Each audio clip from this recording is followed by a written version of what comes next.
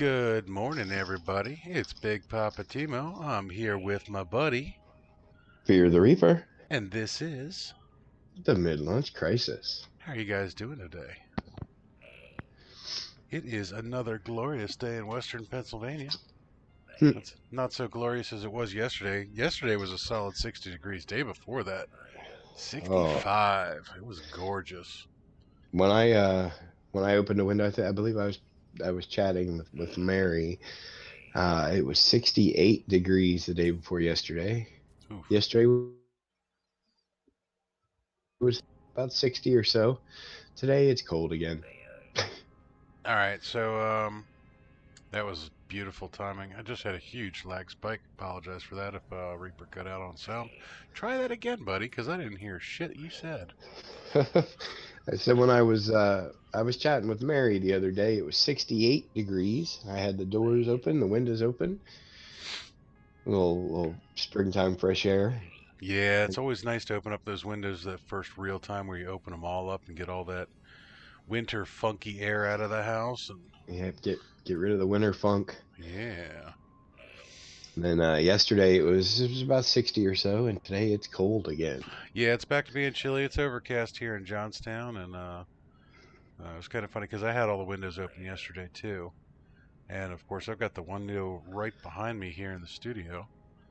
And I guess about 10 o'clock last night, my ankles started getting colds because I was running around in shorts for 2 days. And the breeze picked up and had to close the window pretty quick because the cold air was coming in, turn the heaters back on, and here we are again. Yeah, Welcome to spring in Western Pennsylvania. But, it's not too god awful bad. I am sitting in the Nexus at the moment, and I was looking at the Quicksilver vendor because we are 87% of tier 2, which gives us the umbrella tree. We already have the writhing bush, and we have the entwining tree coming up. And since Jenny asked for it, there's a little FaceTime with Big Papa Timo. oh no, beard time. Beard Yay. time. All right, and then right back to it. So yeah, some interesting things. Jenny got to see FaceTime with Big Papa Timo on Facebook yesterday. It's actually a new part of my streaming over there. They tend to like having the face more often. So I've integrated my camera into my streams over there. And one of the other things is Big Papa Timo got monetized yesterday on Facebook. So I am Yay. moving right along with that. The platform is in fact completely different than we have over here on YouTube. They have a couple interesting integrations on Facebook that we don't have, and then, as Davante points out, they have a much clunkier chat. So it's still kind of weird getting used to it, but yeah, the whole multi-streaming thing is pretty goofy. I'm still getting used to a lot of things. Now, isn't one of these streaming sites? I don't remember which one it was. I believe Sword was talking about it. If you get monetized on one of them, you can't be monetized on any others. Was that Facebook? No, I don't know what he was talking about. Uh, Now it may not. the It the may not monet even have been Sword. yeah, the I monetization on Facebook is actually not quite the same as here on YouTube, and it's not a strict monetization. I haven't gotten like a partner status, so they're not running ads on my channel or anything else like that. But after you've met certain community standards and goals and stuff like that over there, like Twitch does bits, which are their little tippy things that you can give. Facebook has stars. So now people can send me stars over there, and that's how they do that here. Now, like here on YouTube, once you get to a certain point, you can get the super chats put in there. And then, of course, we both have our stream elements where you can go to the tipping page on that and everything. So it's not a full monetization. It's not like every time you log into my channel, you get hit with an ad. Thank God. If Facebook goes full ad like YouTube does at times for newer streamers, that's going to be horrendous. So I don't have anything to buy with salvage data here, guys. But that was not surprising because I already knew I had everything. I've already spoken to everybody in here. But yeah, so the farming simulator stuff is going really, really well over on Facebook. And community growth over there is pretty cool. The farm sim community over there is actually almost as cool as the No Man's Sky community here is on YouTube. Not quite, but close. I have to say that I still can't compare any other community I've ever come across in gaming to what we have here for No Man's Sky. You guys are great. Get the cold bugs out. Yeah, man. Go time. Already got too many irons in the fire, man. I can understand that. I can understand that. Mixer. Mixer. All right, so Mixer's kind of a pain in the butt. Yeah, I haven't really gotten into Mixer, and I don't have much intention of getting into Mixer for two reasons. It's the Microsoft platform for streaming, and it was really designed to integrate the Xbox into all the other streaming platforms, just like the PS4. Preliminary research indicates that once you become a partner on Mixer, they restrict your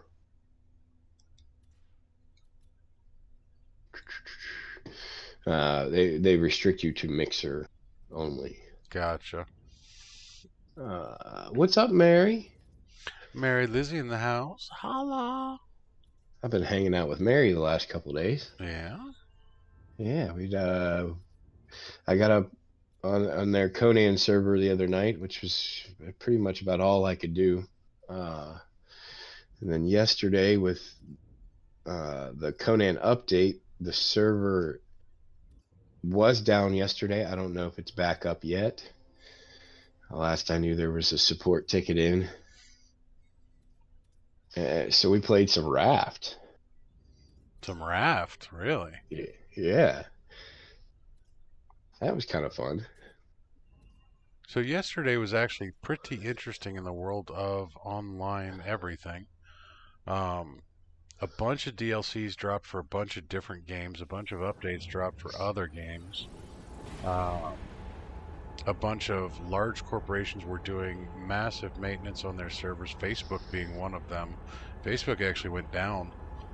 I think they were down for 47 seconds. Their servers were offline.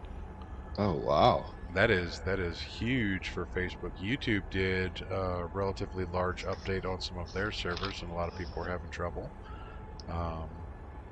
Who else was being goofy? And Blizzard Entertainment had a huge server upgrade yesterday. So there were a lot of angry gamers yesterday.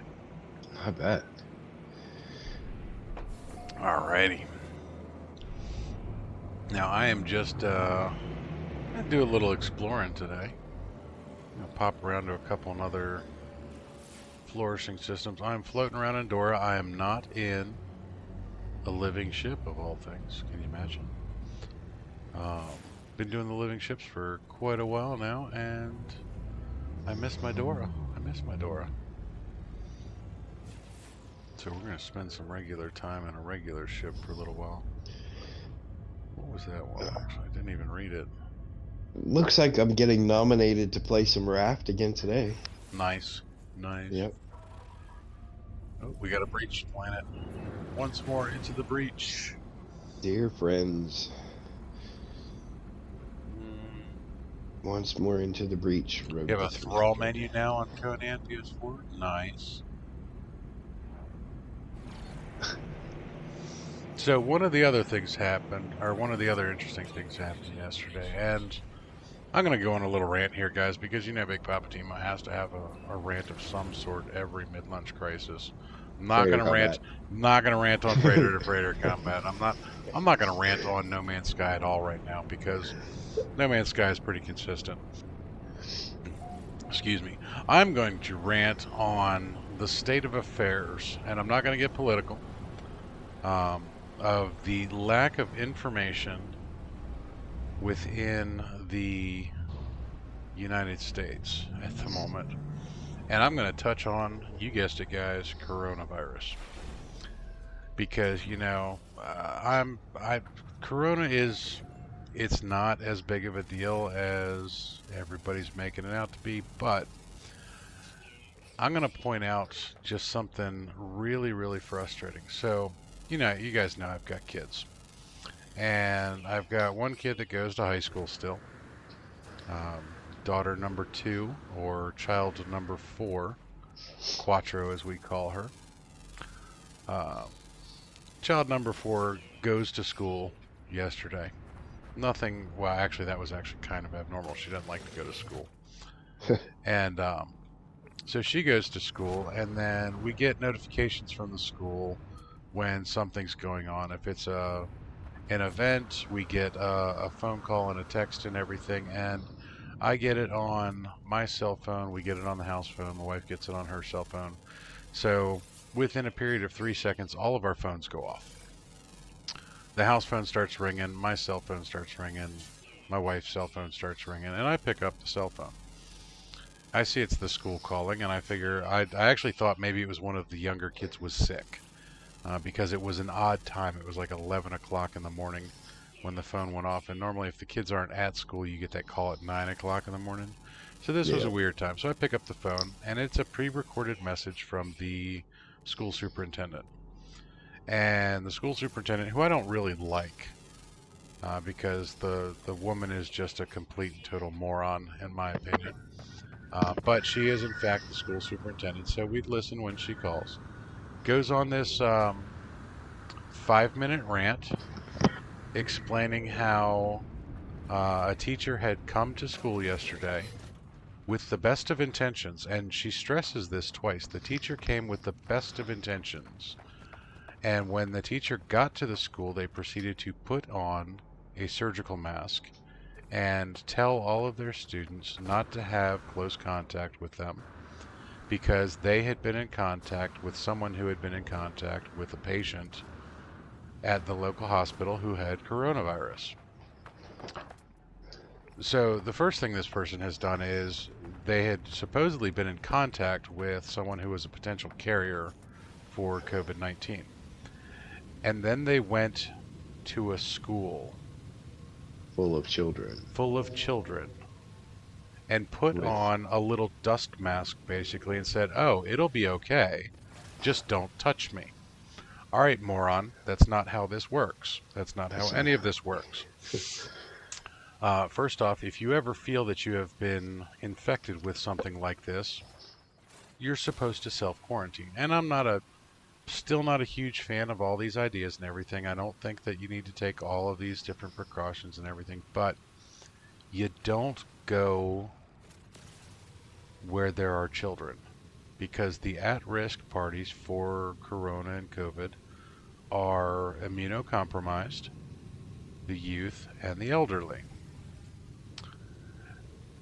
5 minutes after we get this phone call from the school superintendent, we get another one which has an amended story on what would happen. And the school superintendent again stresses that this teacher had the best of intentions. Now, the teacher is also, as you all know, teachers don't make shit. Teachers don't get paid very well, so this teacher actually has another job. Their other job is at the local hospital, which is how they were actually supposedly in contact with somebody who was in contact with somebody who had coronavirus. But the school says basically they called the hospital and they were assured that this person did not actually have contact with anybody that was infected, that there is in fact nobody infected, blah, blah, blah. Don't have to worry about it. So at this point in time, I'm thinking, all right, this person's just straight up full of shit. And they were doing this just for attention, which, if that was the case, is even worse because now you've scared everybody. Yep. But again, the school has stressed that the teacher had the best of intentions, and I just don't buy that. Because if you have the best of intentions, like I said, you would not have gone to the school, and you definitely would not have made a big deal about it by telling the students first. You would have Yeah. called your school superintendent and said, hey, I might have been in contact with somebody. What should I do? Type of thing. Keep it on the down low and the quiet so that, you're not causing panic. And the school basically says, hey, this isn't the case. Don't worry about it. The local news station within half an hour picks up this because they sent out this huge email. The school sent out an email to everybody, and we all got these calls, all this other stuff. So everybody knew.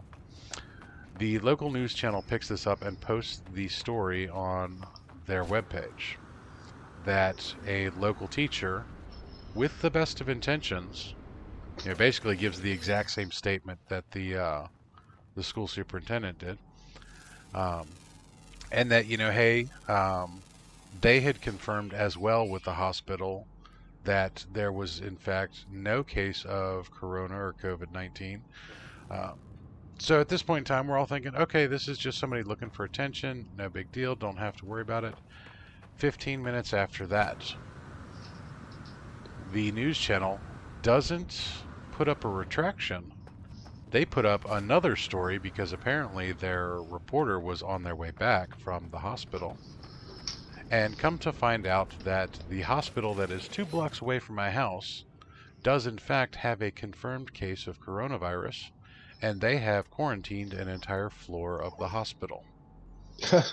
So our teacher, with the best of intentions, did in fact have contact with somebody who had contact with somebody who had corona, which, I'm not that worried that they were in the same building with somebody that had COVID-19.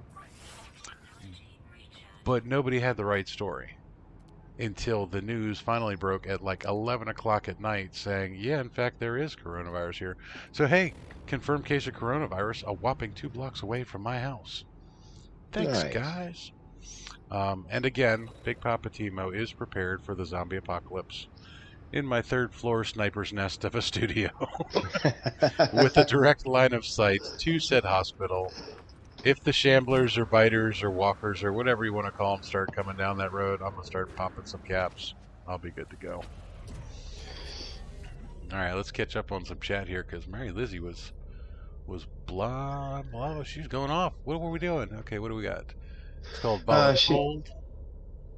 Yeah. She said she voluntold me that I'm playing Raft today.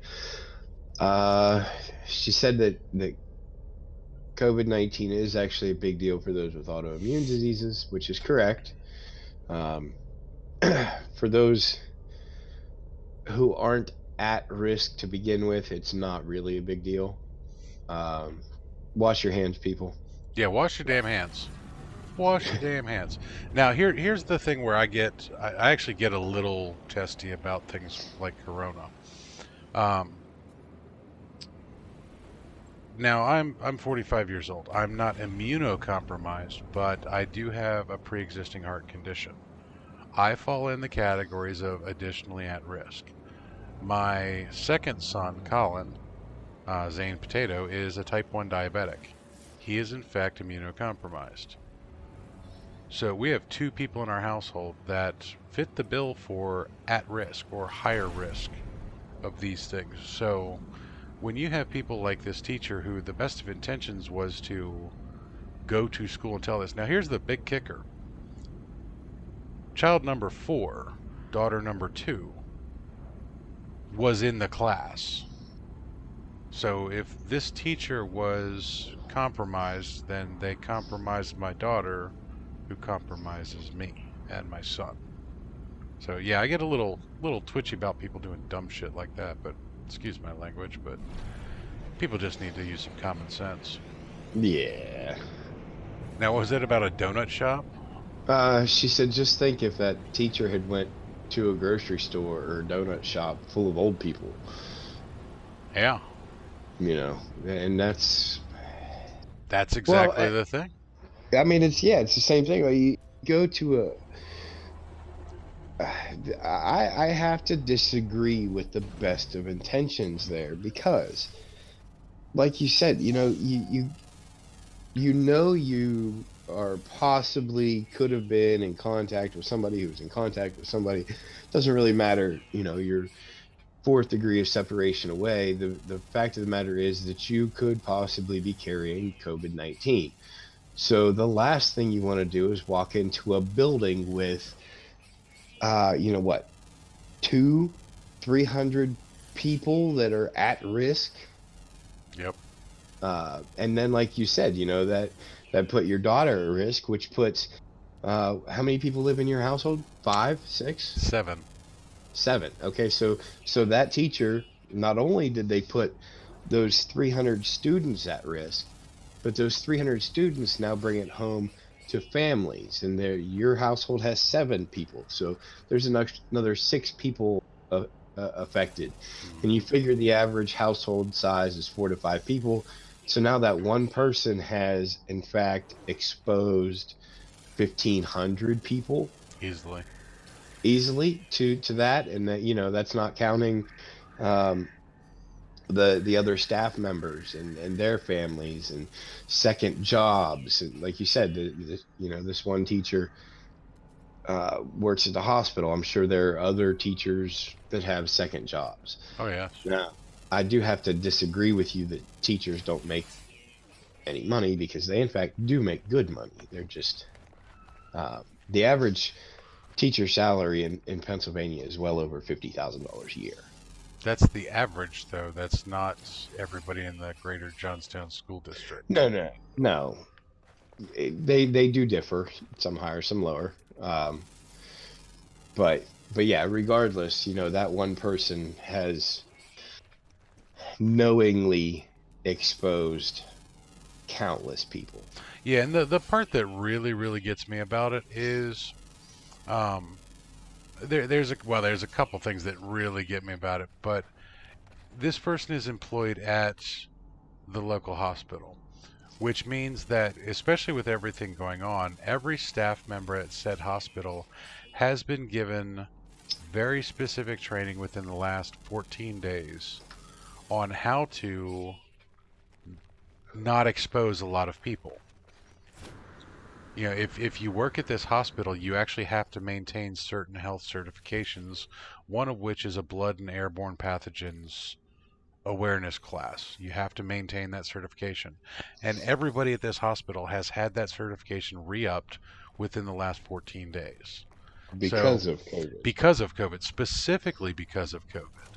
So, this was brought to everyone's attention, and this person cannot claim ignorance, because if they were at work within the last 2 weeks, they have to have had that certification, um, just for that. But they also had that training before. And then, secondly, our school has an insistence on the same type of programs, that you have to maintain certain health trainings to work at the school. Now, uh, touching back on why this particular teacher needs 2 jobs. We live in a small town that has a very small school district. So the way that our school gets away from paying teachers $50,000 a year is they don't have very many full-time teachers. Most of the staff are actually part-time, Uh, so that they are not salaried in any way, shape, or form. We have, I think, 2 tenured teachers at the school now, whereas everybody else teaches 4 days a week. gotcha. And with a small school district and a small tax base, I can understand why they have to do that. But, you know, while our state average may be about $50,000 for a teacher, our teachers probably make about 20,000 a year max. So they all have different jobs. They all have second jobs. Um, you know, and their only real saving grace is the fact that the school insists on, since they do this to people, they give them all very regular schedules. They don't surprise them with extra days of work. They don't make them come in and work a double type of thing. So if you're a part-time teacher, you always work Monday through Wednesday, 9 to 5 or whatever. So you Yeah. can actually schedule another job, because they understand that everybody's going to need secondary income for it. But still, um, the fact that the school superintendent kept doubling down on this whole "with the best of intentions," um, no, and that is such the improper phrasing for something like this too. You don't say that they had the best of intentions. You could have stressed that they um, specifically felt that this was not, that their ancillary contact was not putting anybody at risk.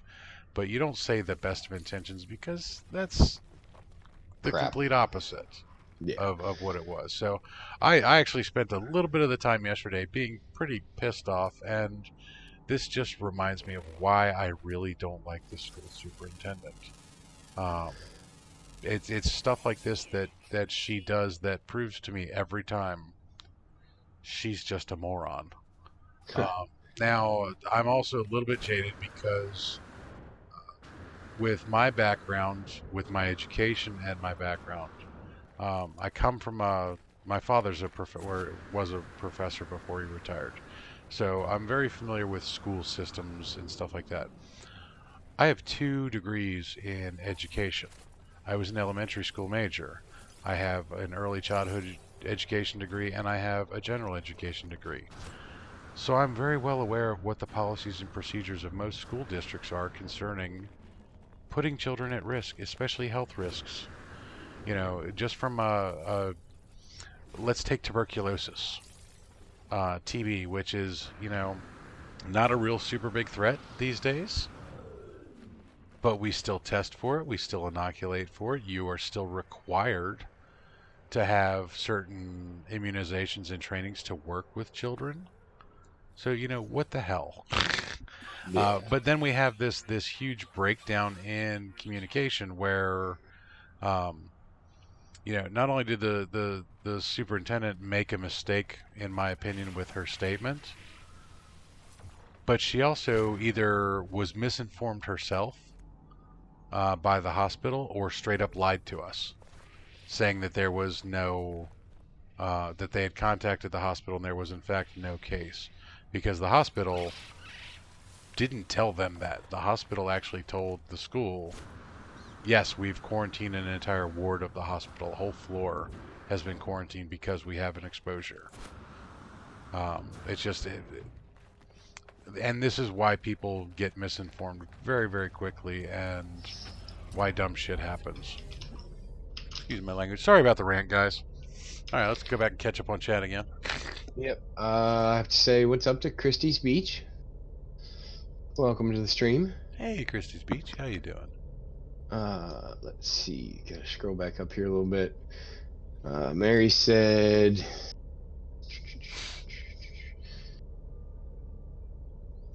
Husband has RA and MS, so there are 2 immunocompromised people in her house. 3 if you count 18 who has EDS, which comes with some immune issues. Yeah, I'm going to go one above that too. And hand sanitizer is 99% antibacterial, not antiviral. Yes and no. So the alcohol in most hand sanitizers will break the casing on most viruses. The COVID-19 is a lipid-based casing on it, which is a fatty compound, which is why soap works so damn well. Wash your Yeah. damn hands. Alcohol has the same effect. It will, in fact, crack open COVID. But also, don't hand sanitize too much, guys. If you're using hand sanitizer left, right, and center, you're going to kill off all the good bacteria on your skin, and you'll get sick even faster. But yeah, just wash your damn hands. All right. I have to jump ahead here a little bit because Jenny said, I'm worried my girl might come with the virus because their parts come from China. That's not how it's spread, Jenny. It's actually spread through person-to-person contact. The virus actually can't survive for very long outside the human body, so your parts are not infected. But Jenny also made a couple other comments. Walmart is talking about closing down until Corona is done. Heard that from my girlfriend's mom, who works for Walmart. That would be a very, very big mistake. I mean, they're making a butt ton of money off of people buying all the toilet paper and bread right now. Yeah. Also, guys, Well, this is not a goddamn snowstorm. yeah. This is a health threat. You don't need to buy toilet paper and bread and milk. That was the other thing he said. He went to let me scroll back up here. after I saw the toilet paper comment. He was at Kroger's yesterday, and the toilet paper was out. Meaning Yes. all of it was gone, empty. Which is kind of funny, yeah, because it's not a blizzard. It's a I don't know. Now I am going to point out something funny because a friend of mine posted a really funny meme last night, trying to explain why is all the toilet paper flying off the shelves, and that's because every time one person sneezes, 100 people shit themselves.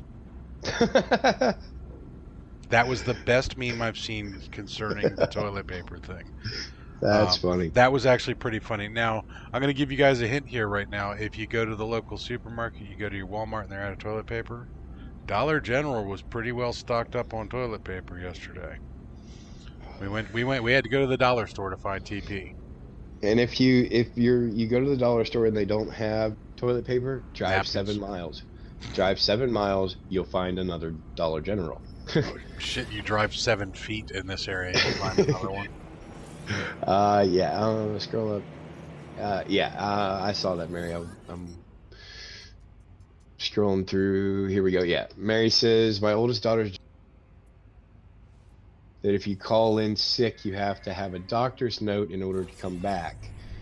And given that, as most hourly workers don't have paid days off or paid sick days or anything like that, what's going to end up happening is people are not going to call in sick because they can't afford to be out 3 or 4 days trying to get to the doctor to verify they don't have corona.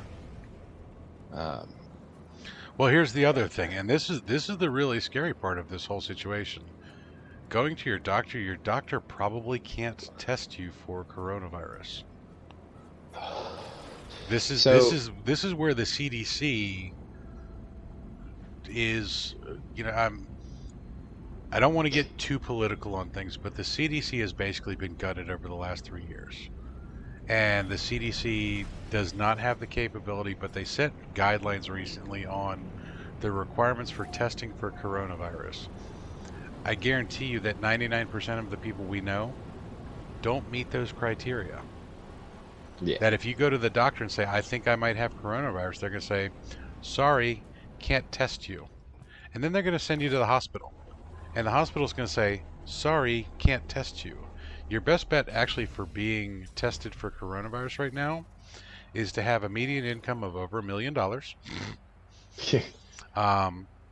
own some pharmaceutical stocks, know a good politician, or be a university employee, because the universities at this point in time are developing their own testing protocols. Well, so I'm going to I'm going to cure coronavirus right here, right now. Uh-oh. This should be fun. Wash your damn hands. Take a slice of lime, and have a good evening. There you go. Have a beer. That's it. Yep. It's blown way out of proportion. Like I said, this is not an airborne pathogen. It's not. It's spread through person-to-person contact. So, unfortunately, this shows the state of affairs of personal hygiene. It wouldn't be a thing because soap is the #1 cure for coronavirus. Wash your damn hands. And if you really want to do it effectively, Palmolive or Dawn, soaps that are meant to break greases and fats apart, those are your best bets. I mean, come on. Dish soap, $1 a bottle. Hey, you can get like 10 bars of Dial soap for $2. And that covers your whole household for months. I mean, come on. Unless you have a 5-year-old that likes to make bubbles out of soap. Yes, I have a 7-year-old that does exactly that. He is actually curious about everything. In addition to buying more soap, I have to buy contact solution quite regularly. But yeah, that's what irritates me about the coronavirus is it could be so very easily stopped. And you have people like that teacher that I'm sorry, like I said, I completely disagree with the best of intentions.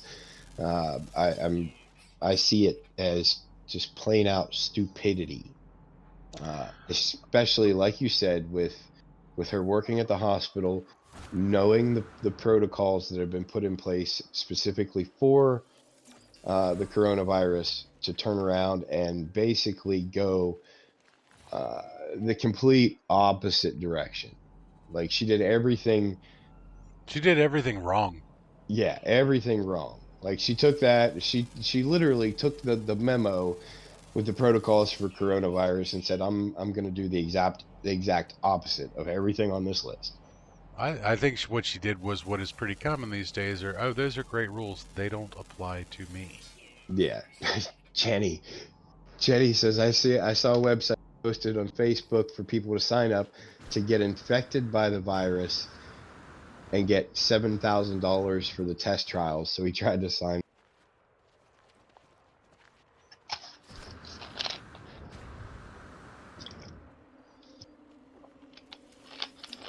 Now, granted, there are certain things about Corona, COVID-19, that are relatively scary when you look at certain numbers on them. But again, this is one of the other things. Also, if you have the ability, go outside and play in the dirt again. Yes. Send your kids out to play in the dirt. Stop hiding from everything. That's how people stop, getting over this. If people actually interacted more like they used to, and got a little dirty more frequently, it wouldn't make them so sick when they get a little dirty later on in life.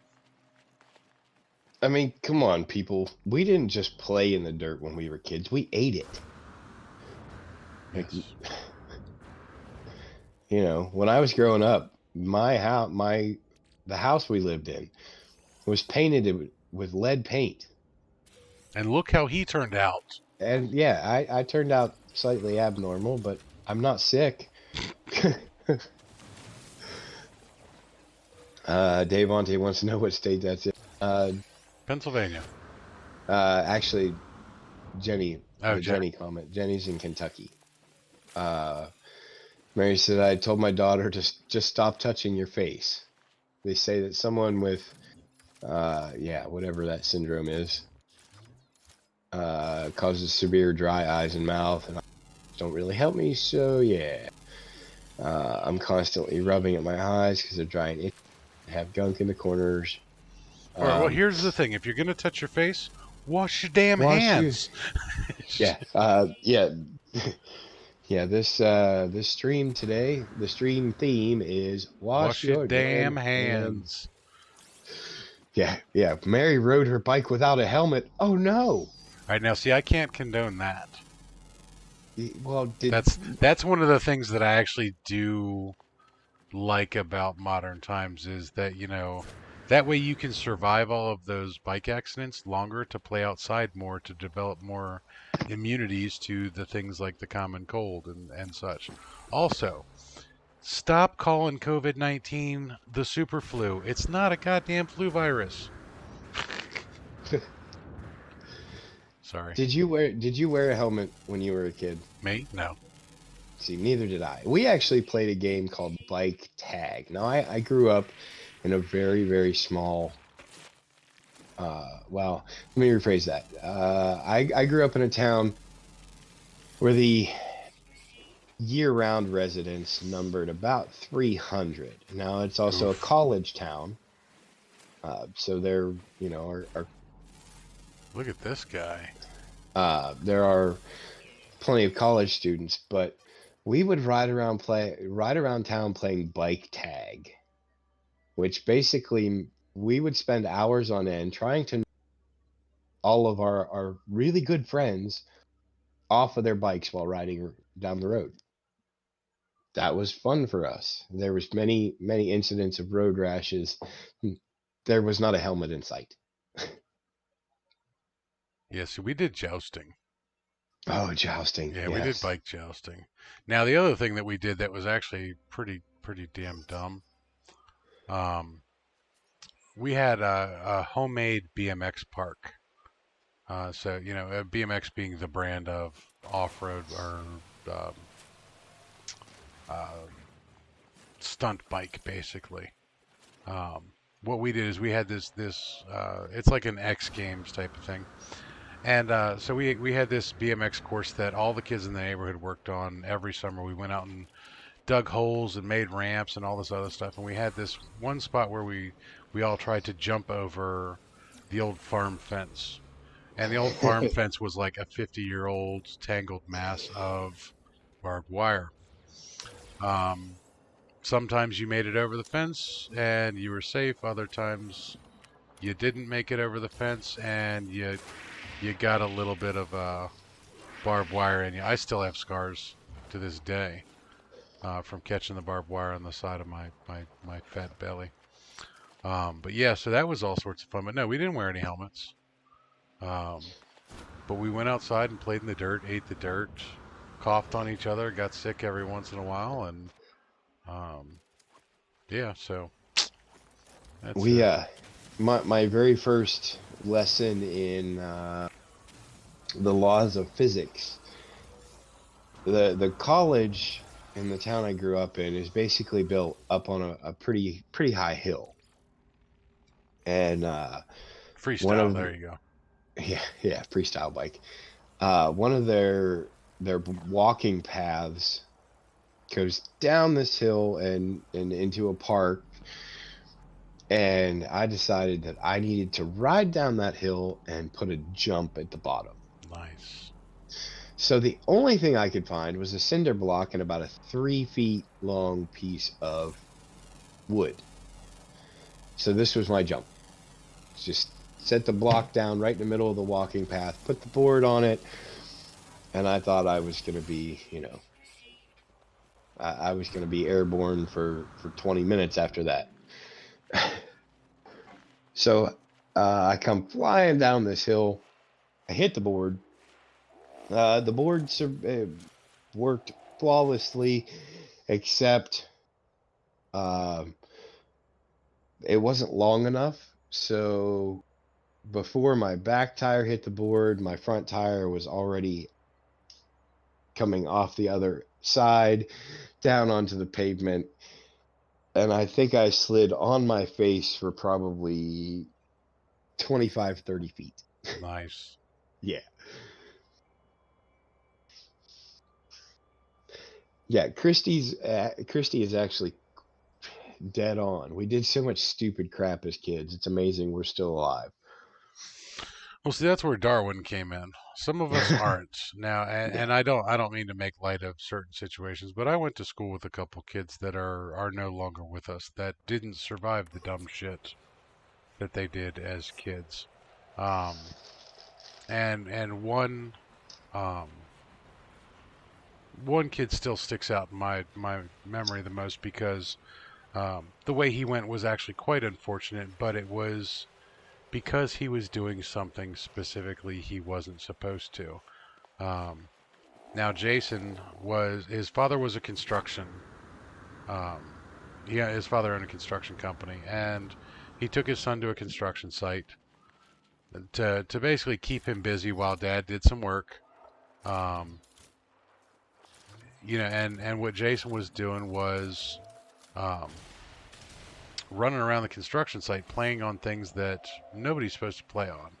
And unfortunately for Jason, and I regret that this happened to anybody, but um, what Jason was doing, he was playing up on top of the concrete sewer lines, the concrete tubes that they're going to put in for sewers, and slipped and fell between them. They rolled apart, and then they proceeded to roll back over top of him. And he was crushed to death, unfortunately. It's a crappy thing to happen to anybody, much less, a kid that's just with his dad one day and everything. But Jason knew better. His father knew better. It's one of those, okay, let's go do something dumb. It's not going to get me. And that's the general Yeah. human mentality that, sure, I know this is dumb, but nothing bad is ever going to happen to me. Um, yeah, sometimes your law of averages, it is going to happen to you, especially because you're doing the dumb thing. Yeah. It's much more likely to happen to you because you're doing the dumb thing. These guys are so cute. He's chasing this tiny little butt plug. Get him, get him. Whop, got him. I love watching predators eat things. Let's see. Mary says she used to make mud pies. She used to have an awesome immune system. She got chickenpox twice because she didn't have it bad enough the first time. Devante still eats mud pies. uh, Mary said, I remember my brothers and I staying with Atchison, Kansas for a funeral. We were bored and found pieces of wood and old metal roller skates that attached to your shoes. Oh, They had nailed the skates to the boards and rode down hills on them. Surprised they didn't lose fingers to the skates from gripping the boards. And Tragic Trucker wants someone to stop talking. I just sniffle. what? Yeah, you're going to have to elaborate because we're not going to stop talking because it's our stream. And you're here to listen to us talk. Yeah. Oh, if you want someone to stop talking, you just sniffle. Got it. Oh, okay. I got That you makes now. sense. Yeah, I mean, if you want 100 people to shit themselves, go ahead and sneeze. Yeah. Just make sure you have all of the toilet paper in your basket at the store. Yep. See, what you do is you buy all the toilet paper, then you stand outside and sneeze and sell it for like 4 times the price. Dime bags of toilet paper. Yeah, yep. Yeah, it's now $5 a roll. $5 per squirt of Purell. Yeah. Yeah, all sorts of fun. So, hate to say it, coronavirus thing getting blown way out of proportion, but simple steps, guys. Simple steps. Also, Yeah. don't forget, get your damn flu shot. Now, not because of coronavirus, but because the flu kills a lot of damn people too. True story. Now, see, here's where I love it. The flu vaccine or the flu shot is violently ineffective in my house. Basically, because what happens is we have my daughter, my oldest daughter, will go to work and she will get one kind of flu virus that she's exposed to from all of the adults. My other daughter will go to the high school and get exposed to a different strain of the flu virus because she's with teenagers. And then, of course, my other kids will go to the elementary school and get exposed to a third type of flu virus because they're with young children. So we'll get 3 different types of flu strain come through our house every year. And we either get it or we don't. I'm while I am in fact a huge proponent of immunizations, inoculations, whatever protections you can, I'm also of the point that I still think a lot of people just need to get sick every once in a while. Yep. That, if you get sick every once in a while, you get a mild case of it more often than not, you won't get sick as often. And, I touched on this with the fact that Reaper works outside for a paving company. So it's not the fact that he's out in the brisk, bracing Western Pennsylvania air, or the warm stuff and everything. It's that he's exposed to a lot of little things. The Yep. guys he works with, the 30 guys on the crew, they all have a little bit of exposure to stuff. So, he gets a little bit of exposure to them. Plus, he's got, um, being out in the weather actually, I think, strengthens your immune system a little bit. Now, of course, I'm saying this from my studio. That I haven't left my house in almost a week type of thing. I should really get out more. But then again, it's the off season for me. And then for the regular part of the year, I will be out and about in all sorts of different places all over the country, camping. Where I'm staying outside in the cool, brisk air of whatever effing state I'm in that week. And I'm exposed to 150 different nerds that have different things that I'm not used to seeing. So I get a lot of little exposure to stuff as well, um, and I really don't get sick at all. I might get sick once or twice a year, and it's normally in the winter when the kids bring something really nasty home from school, like stomach bugs that nobody's ever seen before and is tearing through an entire town, type of thing. Yeah. So yeah, play outside, eat some dirt, wash your damn hands after eating the dirt. Oop, wrong Dave button. Ante, Dave Ante clarified that mud pie is an awesome 3-layer pie that's brownie mousse that's big in the Rockies. We actually have mud pies up here too, but We it's call them made with Suzy Q's or well, gobs. and well, those are the cookie variety. I was talking about like the mud that's made with crumbled Oreos and whipped cream and gummy worms and Worms and dirt. yeah. Worms and dirt. That's a great snack. Dessert, whatever you want to call it. Speaking of which, if Dave. anybody wants to, you can Grubhub me some McDonald's. Ba-da-ba-ba-ba. I'm living it. Yep. Big Papa Timo has had the theme song for McDonald's stuck in his head for a week now. Yes, I'm not really a big fan of McDonald's. I just need to eat like a McChicken to get the song out of my head. Something. Oh, you know what I Yeah. haven't done? Let's go ahead and switch to third person real quick because it's fabulous. It's sparkle-tastic. It's my Pride jetpack.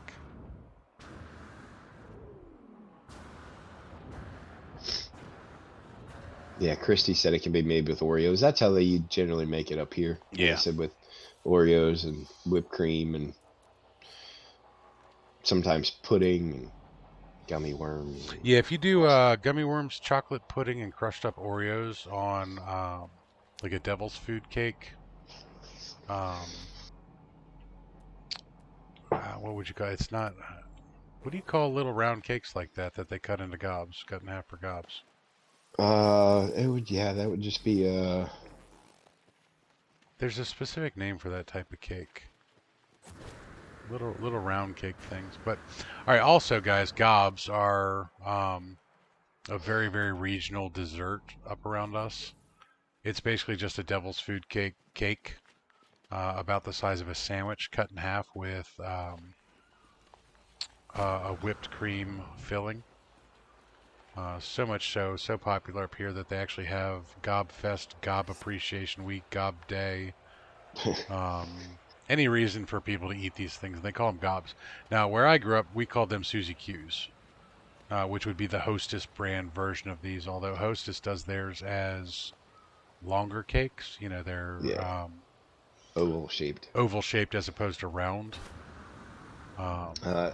Christy said moon pies. Now moon pies are different. They're a cookie-esque kind of cake that's dipped in chocolate and has marshmallow filling. Now, is that marshmallow or marshmallow filling? It is marshmallow. Unless, of course, you're talking to Ballista Cola, and then Mm-hmm. he whips out his aluminium and tells you it's a marshmallow. Sorry, I always have to poke fun at the Brits for their misuse of their own language. Speaking of Ballista Cola, I snuck in on him this morning, and guess what? What? He was not in a space station. No way. He was actually at a trade outpost. Was he still looking at ships? He was. It was actually kind of funny. I typed in chat. I said, "Is this the new style of space station?" And he said, "Yeah, it was his own design. He manipulated the terrain around it, made it an open air station." He said that the ships had actually stopped coming into the space station. Oh. Yeah, I said, well, that's because nobody wanted to see their ships get scrapped. You know, you sit in the space station long enough, you get a whole bunch of freighters start parking right outside, Yeah. and then they stop coming in.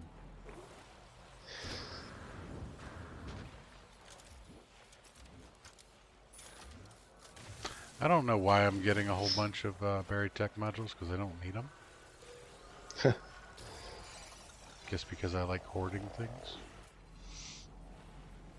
He did finish Starbug, Christy. He did, yeah. Actually, it came out beautiful. Yes. I'm And I'm I'm very very impressed with Ballistical's building skills. Mary said she had an immune system growing up with a hint of sarcasm, as she had repeated cases of walking. I'm gonna say, she says pun groaning. I'm gonna say walking pneumonia growing up, and always seemed to catch summer colds super easily. Now we're on food because Mary wants greasy fried chicken or greasy cheeseburger. Devontae wants tater tots. Hey Napoleon, let me get some of your tots. Jeffus lives in the house. What's going on, Jeffus? How you doing, buddy? He said, so Mary, I hear you're secretly Secretly what?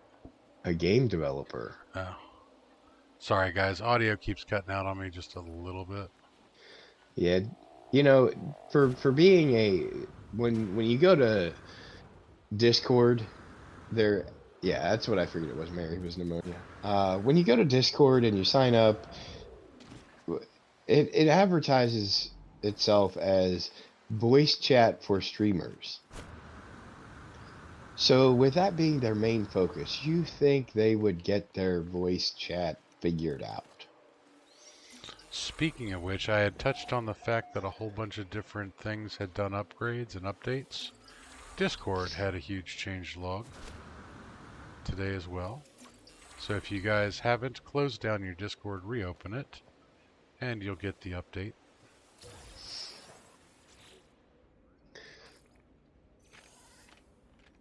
Yeah, unfortunately, that audio cutting out, Mary, that's Discord.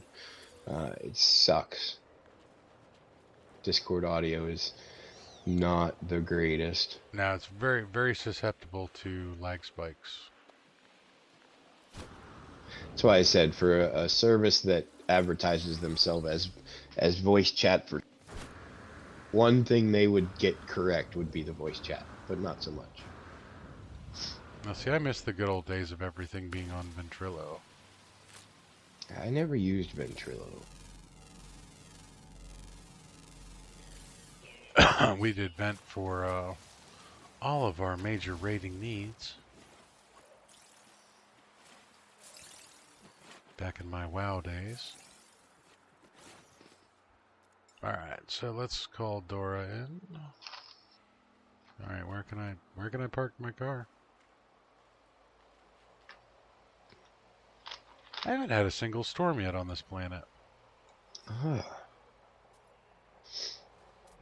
Just realized that. I guess it's because of the sheer number of predators I've had that they don't feel that I need storms. Storms too.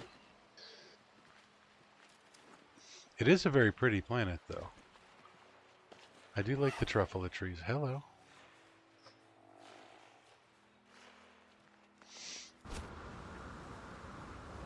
Now, last week was Dr. Seuss week for the local elementary school. And pretty much, was his birthday last week? Is that why everybody's doing Dr. Seuss? Yeah. Okay. So, we did the whole Dr. Seuss thing. The kids got some new Dr. Seuss books at the Dr. Seuss readathon, or whatever the heck you want to call it. I don't know if I touched on this the other day, but I kept getting frustrated because I took my 5-year-old and my 8-year-old up to do this, and of course it's set up by all these different community organizations like the Community Action Program, the Humane Society, Boy and Girl Scouts of America have booths set up there, and basically to give out their information they have to provide some form of a Dr. Seuss related activity or gift or whatever, which is fine. I get it, no big deal. But each one of these tables has, a volunteer or two sitting there.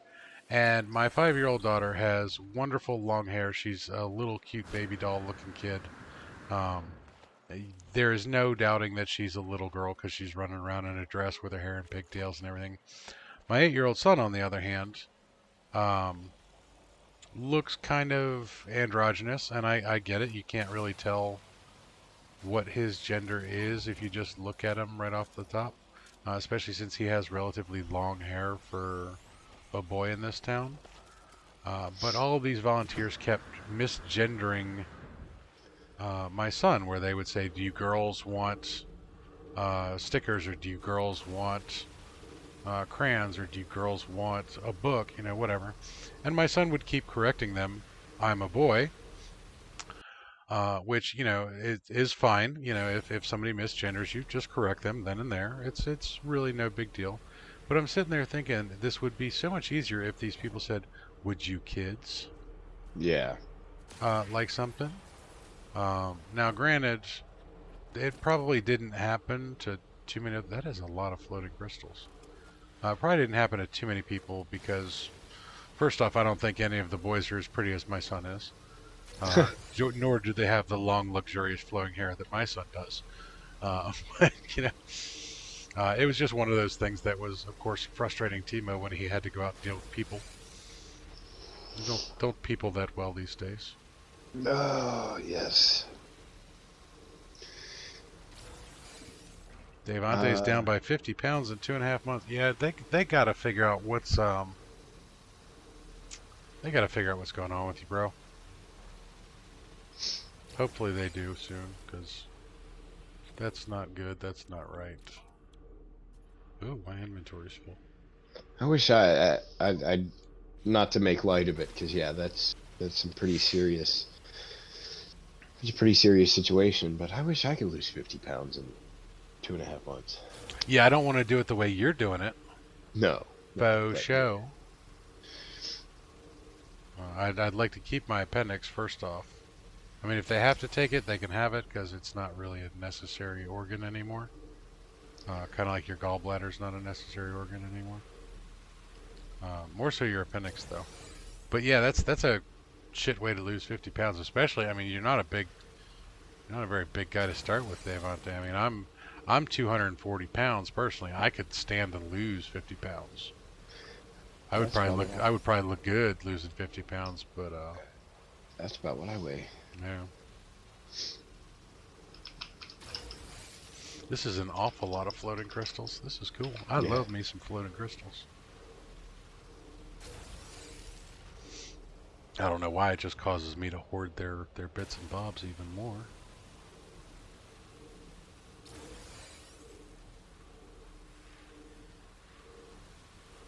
Today's rant brought to you by Big Papa Timo.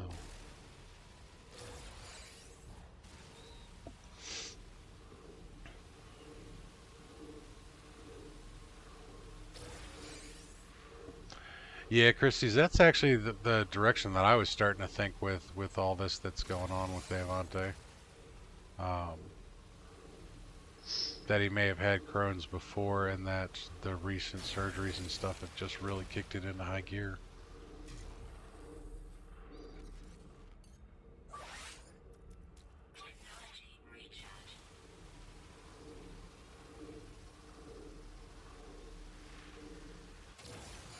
Now, of course, one of the other rants that I could go on is that doctors these days really don't seem to know what the hell they're talking about. They just do the whole scattershot approach of testing you for everything until something finally sticks. Yeah, that seems to be the way of modern medicine. But see, I know for a fact that when you go to medical school, they teach you how to figure out all these things, to diagnose stuff. How to go through the process of elimination, and, well, it can't be this because of this, well, it can't be this because of that. Doctors are not nearly as dumb as they make themselves out to be these days. See, my problem with current medicine uh, is it seems to be driven by whatever sales rep was in the office last, free samples and donuts. Yeah. Uh, you know, I went through this with I had my PCP I had for years actually passed away here. Probably I don't know 7 or 8 years ago. And the gentleman that took over his patients was that kind of doctor. Basically, whoever had sweet talked him that day was basically whatever medicine he was hawking on people. And me at that time being a freshly diagnosed diabetic, uh, he just kept trying to throw different medications at me and basically, wasn't listening when I told him, I had this side effect or this side effect, and I drive a truck for a living and I can't do this or do that. um, it wasn't until another doctor joined the practice I switched to him. He's kind of he's another older gentleman, so he doesn't he's still kind of old school. So yeah, the way of modern medicine is Lacking. lacking. Yes. Now, see, I had my primary care provider before I moved to Pennsylvania was actually really cool. He was a Nigerian national. Um, he had put himself through school, so when he went through medical school, he paid. I mean, came from a very disadvantaged part of the world and a very disadvantaged family and everything else like that. So he paid extra close attention when he went through medical school because he had worked so hard for it. Uh, but he was also super helpful with me because most people didn't believe that, an 11-year-old could get migraines or that a 12-year-old could suffer from migraines. It was one of those things. So he was very open-minded about a lot of things and would try new things, but he wasn't the type that would just throw testing at you. He would ask his patients, even an 11 or 12-year-old, this is what I'm thinking. How do you feel about doing this? And here are the potential pluses. Here are the potential negatives. Here's how this is an invasive test, and this test will do this type of thing. So he was super cool about it. And when he passed, it was very, very unfortunate because that was like, one of those doctors that was good for everybody. The other thing about Dr. Alate that was really cool about him was he was the type of guy that if you walked into his office and said you didn't have insurance because you didn't, would still see you and still treat you just like you had insurance. It didn't matter to him. Yeah. He gave away half of his services all the time. And, there were a bunch of people that took advantage of him for that, which was unfortunate. But what was kind of strange was, I come from I come from a very upper middle class suburban white family from the greater DC metro area. And this amazing Nigerian national primarily served underprivileged, underprivileged groups of people, and primarily, um, either the black community or the Hispanic community or the Asian community.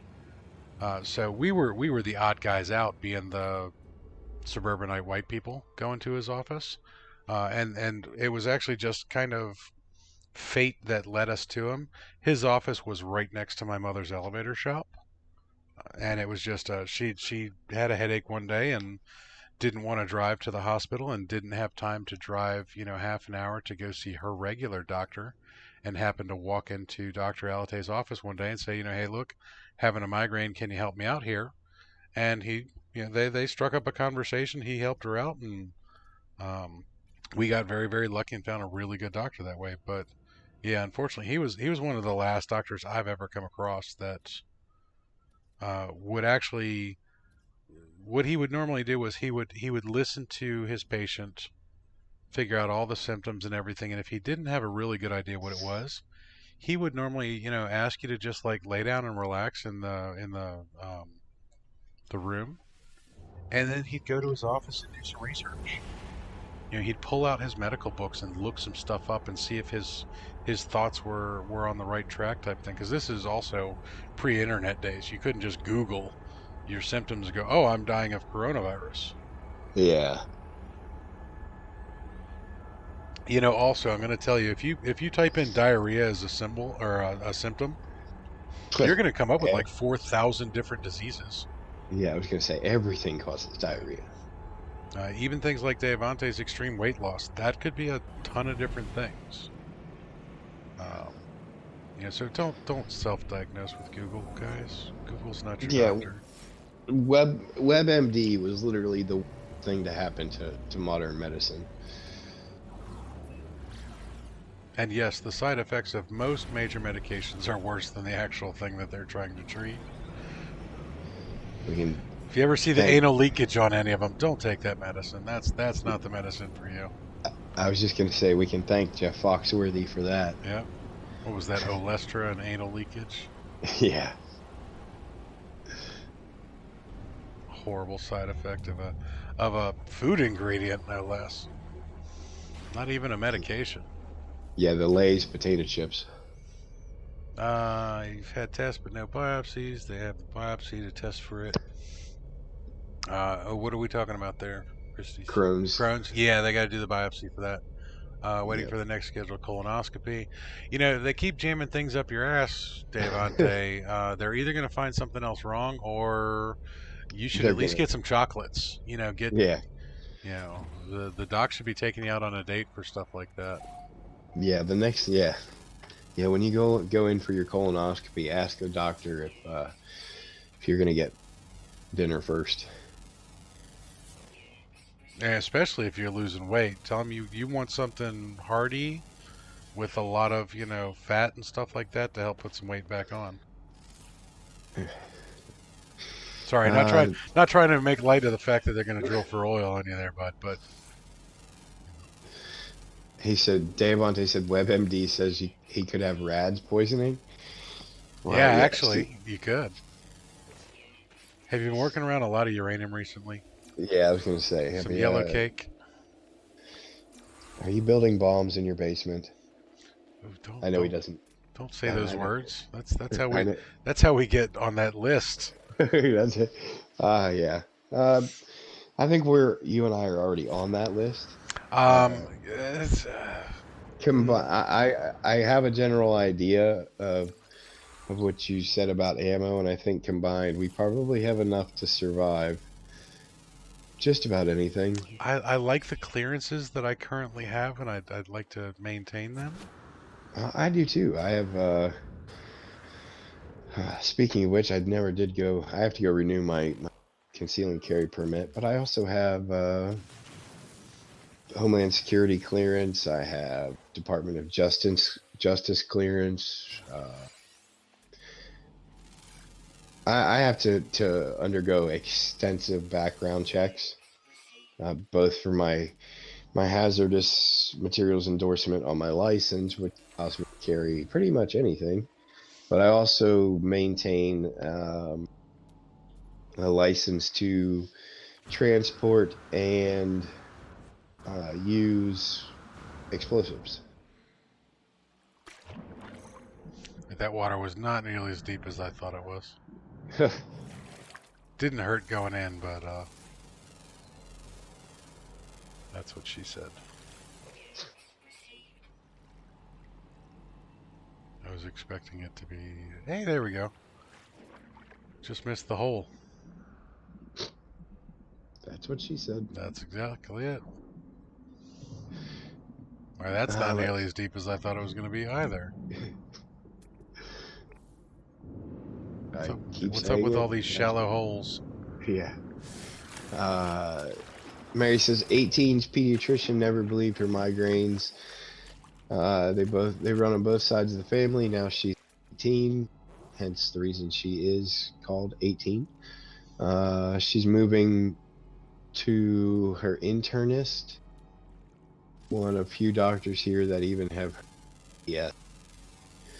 Well, I hope she gets some better treatment. My daughter also suffers from migraines, and she 14. Luckily, we have a pretty decent pediatrician. After going through countless, we pretty much visited just about every pediatrician in the area before we found one that we liked. I happened to get very lucky when I was younger, um, because my father had Kaiser Permanente as his health insurance, and I personally I can't stand Kaiser Permanente as an organization. I think they've caused more harm to their patients over the years than help.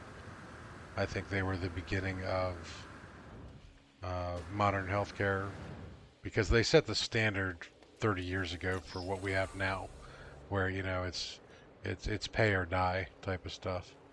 Um, but the pediatrician that they had at Kaiser Permanente, um, like I told you guys last week, my parents divorced at an early age, so we spent 1 weekend a month with my father, and then Christmas and summers.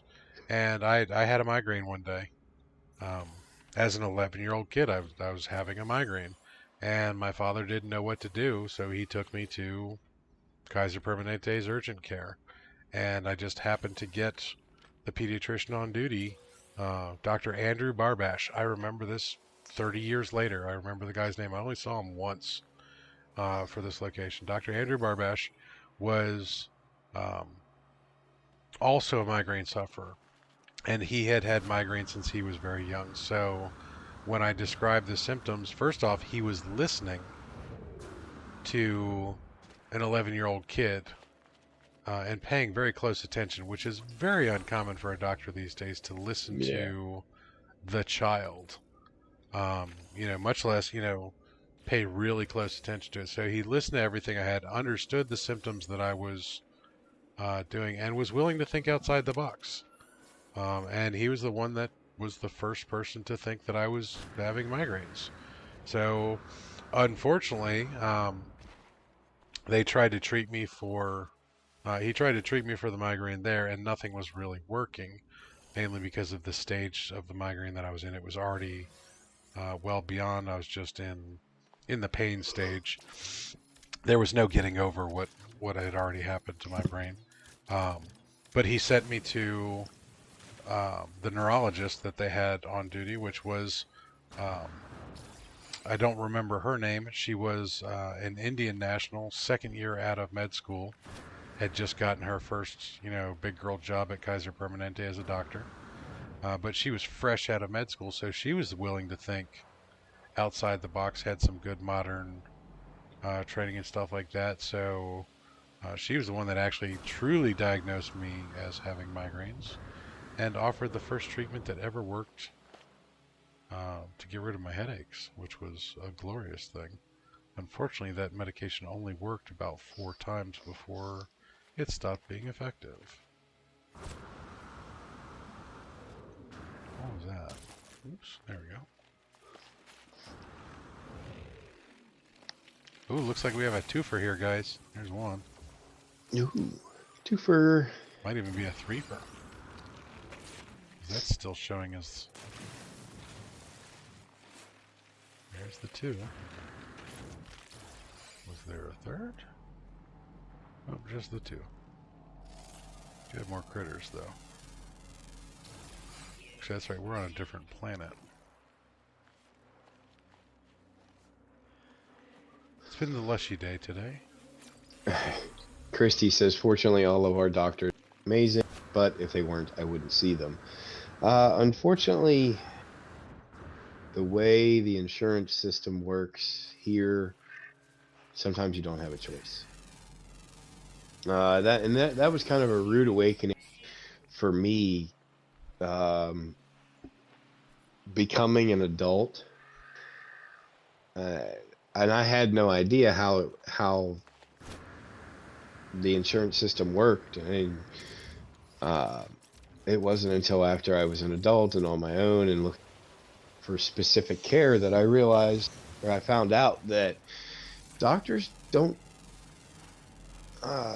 Some doctors don't take all insurances. Uh, Not all insurance is created equal. yeah, and some doctors will deny you simply because they don't accept your insurance plan. And I didn't understand that. I'm like, I need care. And they're like, well, you don't have the right insurance for this office. And I'm like, but I have insurance and need care. Mm-hmm. You They're have like, well, we care. don't. I have insurance. Yeah, yeah. And they kept saying, well, we don't take your insurance. And I didn't. Like I said, it was my first real hard lesson as an adult. Well, I just figured, I had medical insurance. You have care. Let's trade. It doesn't work that way. It's not how this works. It's not how any of this works. The other thing that gets me is coming from where I grew up, just outside of Washington, D.C., we had some of the best hospitals in the country. I was 45 minutes away from Johns Hopkins University. I was 30 minutes away from George Washington University. Some of the best medical schools on the East Coast, right there. And, literally doctors, so many doctors, if you threw a stick, you would hit 4 or 5 of them. The neighborhood that I grew up in, I had 5 doctors that lived within a block of my house. My best friends growing up, their father was a doctor who worked at Bethesda Naval, which is now Walter Reed Naval Medical Center, or whatever the heck they call it.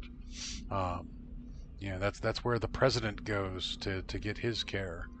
Um, Doctors were everywhere, and there were specialists of every type around. We came up here to Pennsylvania, and one of my kids is a type 1 diabetic. So we get up here and we have to get Colin um, his endocrinologist. We have to get him an endocrinologist up here. And we have to get him a pediatrician. And the closest place that they have one of those is Pittsburgh, 68 miles away. So it's now a 2-hour drive to get to Children's Hospital in Pittsburgh for my son to see an endocrinologist and a pediatrician that knows how to deal with diabetic kids.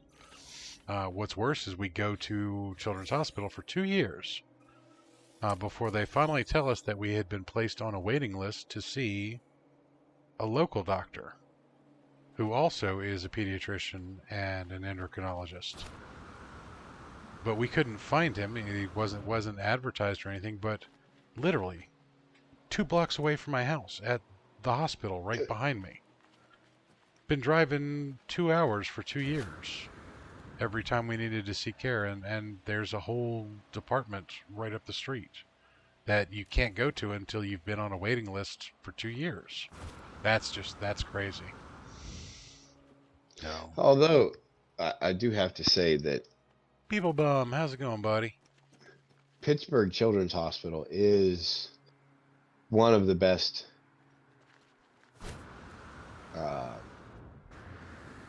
pediatric hospitals Oh, in I, the country. I have no doubt. Now, see, this was the thing when Colin was initially diagnosed with diabetes, we went to Children's in D.C.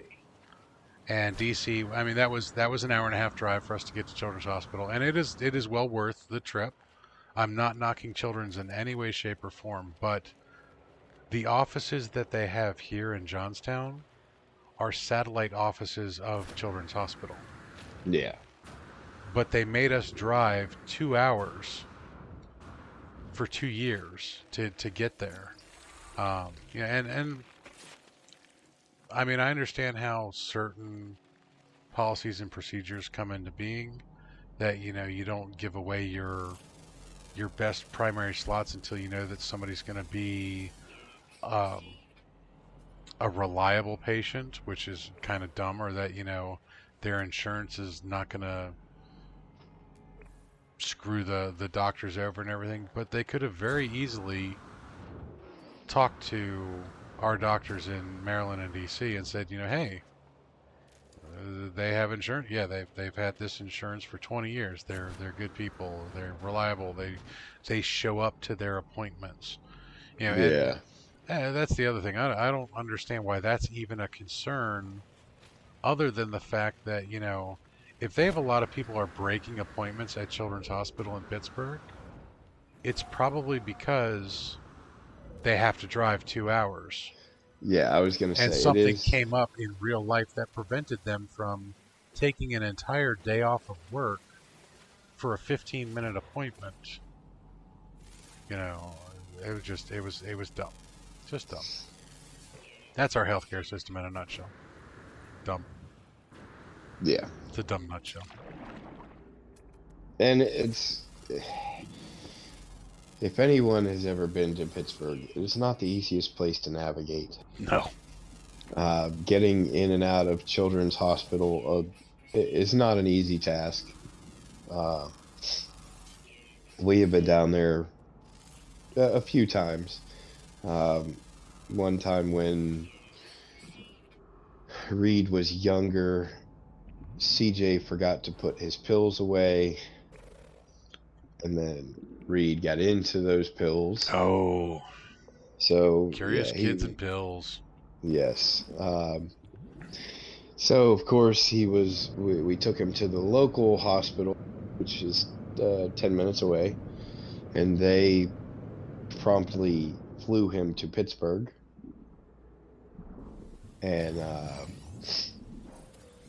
my wife and I had to drive down there. And it's about a 2-hour drive to get there. And then another hour to get actually into the hospital. So you have to find parking. You have to pay for parking. Then you have to walk to the hospital because you can't park near the hospital because No, that's too easy.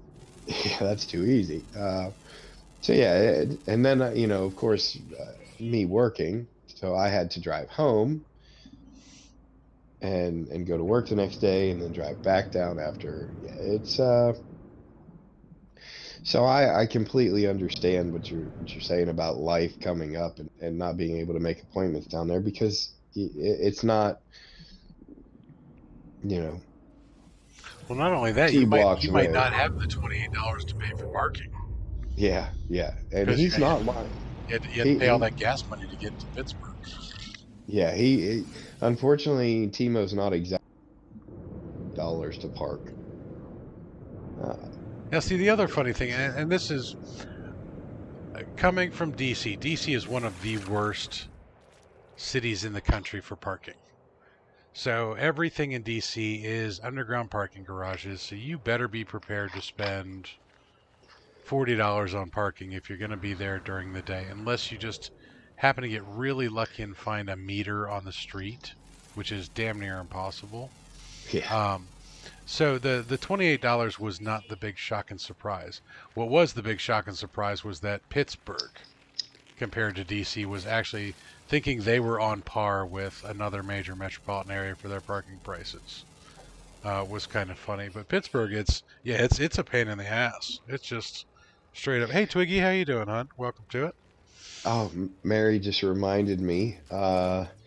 We were chatting the day before yesterday, and uh, I guessed correctly where Mary lives, Yeah.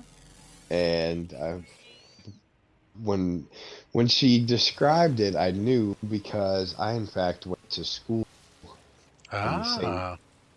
Yeah, I went to college out there, where she lives. Nice. Yeah.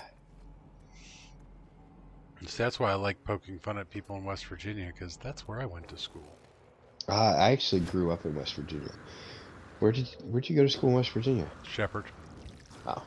Eastern Uh, Panhandle. I actually grew up in Bethany. Oh, okay. I won't fault you for it. Bethany College is actually a really decent school. It is actually. Yeah, West Virginia is actually surprisingly chock full of decent schools. It is. Um, Now it's kind of funny. When I went to Shepherd, it was Shepherd College back then. Now it's Shepherd University. Um, it was a former women's teaching and nursing school, which went co-ed because that's, there's more money and more people going to school there than just women that want to be teachers. Not saying that there's anything wrong with women that want to be teachers, but um, I appreciate it because I wanted to be an elementary school teacher, and they had a wonderful education program, um, and they were relatively close to where I grew up, and they were affordable. My two choices where I wanted to go to school was either Flagler College in St. Augustine, Florida, which was also another wonderful education program, or Shepherd. And much to my chagrin, when I applied to both of these schools, I didn't have the best of grades in high school. I tested really well, so my SAT scores were excellent. My ACT scores were excellent, but my grades and everything were not all that hot. So my GPA kind of sucked. But that was mainly because I was a slacker. I goofed off a lot, and all my teachers wrote me letters of recommendation saying what a wonderful student I was, and my scores would be so much better if I just paid attention more in class. That I was perfectly capable of doing the work to a high degree. It just, um, they all Just thought didn't. that I was bored, which is exactly it. I got bored really, really easily because I was the type of student. I was that kid in high school that you'd get your textbook, and within the first 2, 3 weeks of school, I would have read the entire thing, especially my history books. So I had already read everything in all of my textbooks by the fourth week of school. So I was bored the rest of the year. Now, certain mathematical concepts were not my strongest. Algebra 2 until my mother, which this drove her nuts being the accountant business major that she was, and my father, the statistics and business professor, that Algebra 2 gave me trouble. My mother sat me down one day and just basically taught me the trick to Algebra 2 was to think of everything in terms of money. If you ever have anybody that's having problems figuring out Algebra 2 or algebra in general, tell them to base all of their information off of money. Like X plus Y equals Z. Okay, well, if you get this amount of money and you're paying this amount of interest, how much do you owe at the end?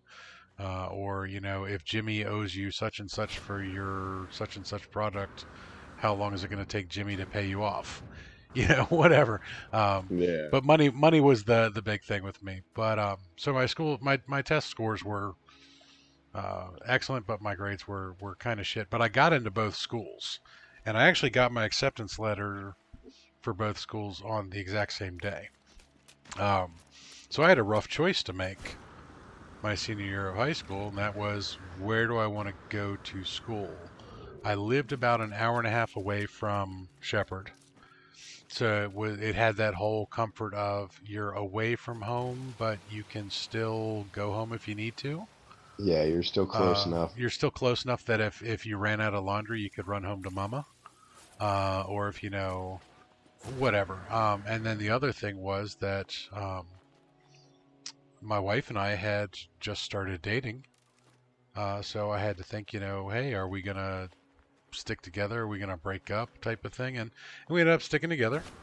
Um, and that was one of the reasons I went to Shepherd. But then I also had to think that if I had gone to Flagler College in St. Augustine, Florida, Flagler College is a beautiful school, and St. Augustine is a beautiful town. Um, I probably would have gone fishing a lot more and been distracted by the fact that I would have been living in Florida Yeah. and probably would not have focused on school so much. As it turns out, I probably would have done better had I gone to Flagler because I would have been away from a lot of the distractions. I went home a lot, and I spent a lot of time traveling between Shepherd and home, mainly because of my now wife. Um, so I got a little distracted from school, and um, my mother was not very happy because my mom foot the bill for me going to school, and I didn't perform up to her expectations with my grades. So I ended up having to switch from the college I was going to a local community college, and I had to pay for it myself. At which point I pretty much busted my ass and went from being kind of a goof off student to suddenly having 4 associate's degrees in under 2 years. Went from early childhood education, general education, to business management, business administration, which was super cool because, as I told you all before, my father was a professor of business and statistics, and I went to the school he taught at. Oh, nice. So they didn't have a school policy about taking your parents as a professor, but when I applied to take my father's business classes and his statistics classes, suddenly they had an issue with this. Um, so the apparently the dean of the school didn't like my father very much because um, I don't think she appreciated when my dad broke up with her at one point in time while they were dating. So it was kind of a nasty split type of a thing.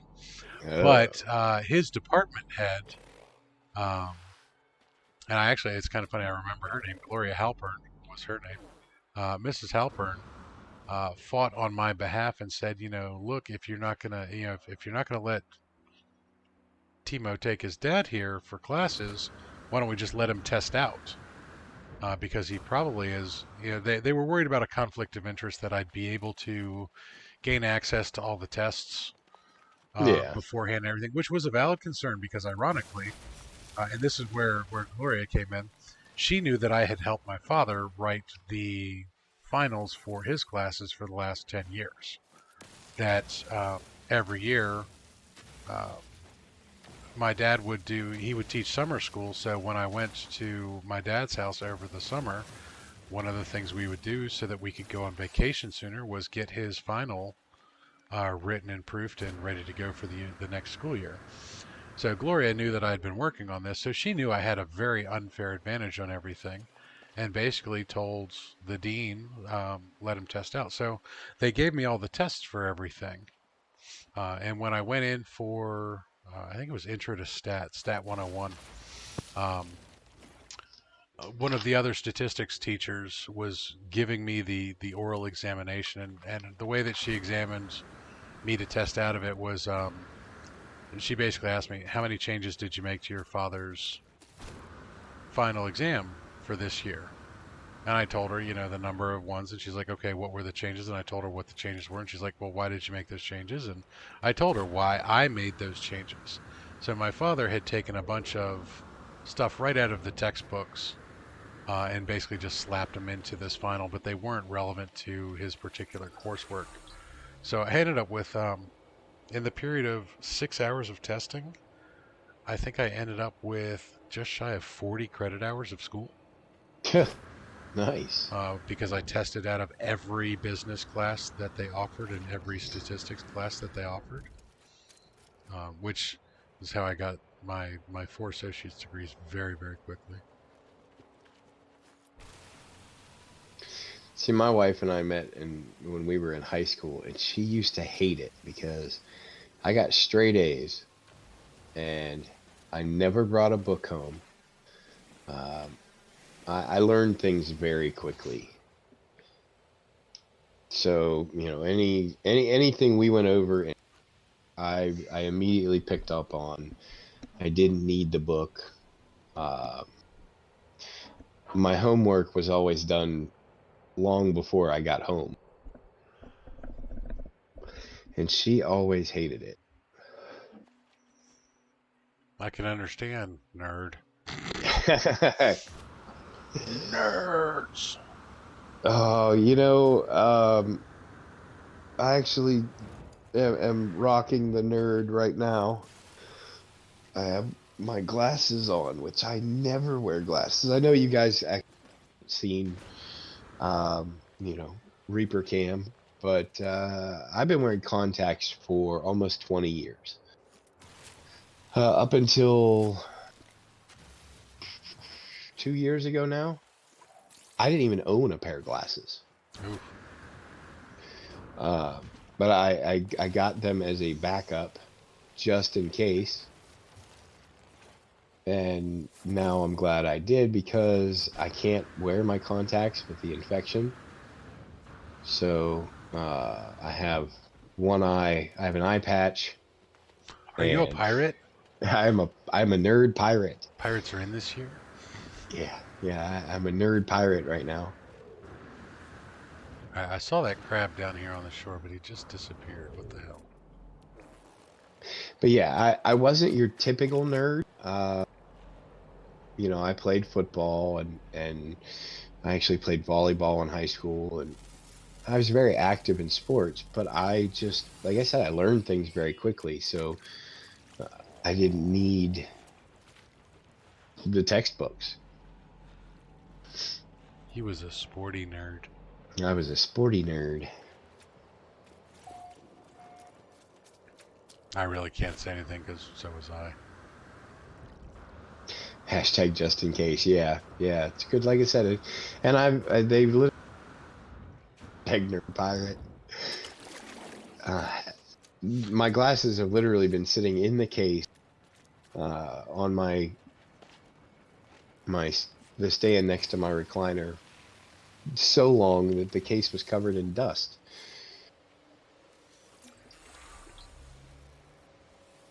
Now, see, I can't really talk because I'm actually the old nerd now. Um, it was hard for me to admit that I needed glasses, but when I did, I kind of embraced it. And the current glasses I'm wearing are a year and a half old now, I think, and they're bifocals. I really don't like admitting that I'm old enough for bifocals, but I wear bifocals, and they are glorious. So Mary said crabs in water trick, Crabs and water trick. Yep. and Christy's asking what that is. What, the crabs and water trick? Yes. All right, so a lot of the times when you're out and about in the world and you approach a source of water, you'll see a life form, normally a crab, just outside the water, but as you get closer to it, they disappear back into the water and you can't find them anymore. The other trick for crabs in water is if you're looking for that last life form, go in the water, and as Mary probably pointed out, or will point out, you can throw one of the creature pellets down, and if you stay very still, sometimes the crabs will come out to get them. That's exactly what she just said. Now that trick I did not know about until 2 weeks ago when Mary informed me of that trick. Yeah, a lot of the times when you're running around approaching sources of water, there will be a crab creature on the shore that disappears when you get close. It's kind of like when you're flying around the planet, you can see the terrain, but it's actually underwater. You're not supposed to see it. Don't look behind the. Don't look behind Don't the. look behind the curtain. Yeah, don't look behind the curtain.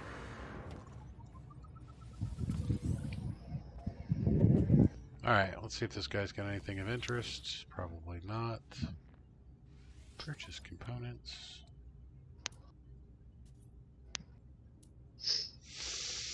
No, do we have anything that we can sell? We don't need the antimatter housing. Definitely don't need the ion battery. I hate selling VHJ. Need the starship engine. Don't need the cytophosphate. Meaty meat chunks. I'm not going to be cooking anytime soon. Convergence cube, that can go away. Should hold on to the crystal sulfide, because don't see that too often.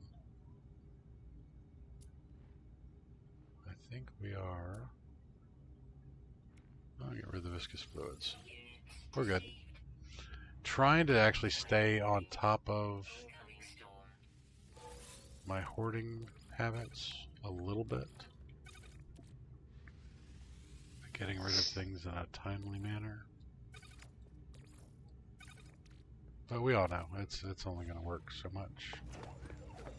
Alright, so now I'm getting a storm on this planet. This is not the one with all the predators. Ah, I don't have my nav data with me. Figures.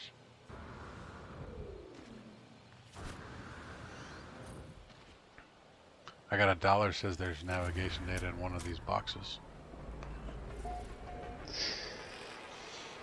Beeblebum is asking how people are faring with the frame rates and crashes on PS4 the last few days. Horribly. Yesterday, Beeble, actually this was an interesting thing. I brought this up earlier that a bunch of platforms and services were going through major updates. I totally forgot to mention the PS4. PlayStation Network yesterday was horrendous. They were having lag spikes, and what they were doing was server-side upgrades to, ironically enough, improve latency issues. And in doing so, cause latency issues. See, I actually haven't been on the PlayStation for... Yeah, Reaper's joining the PC Master Race faster than we anticipated. Well, it's actually partly because of the fact that with my eye infection, the monitor is easier for cat right now. Yes, I know. Thanks, Mary. It's the looking at the TV, because of the way it's positioned with the windows around it and everything, it bothers my eyes. But yeah, I have been playing more PC games lately. Alright, I will be back in just a few minutes. I gotta go refill my space coffee. Space coffee!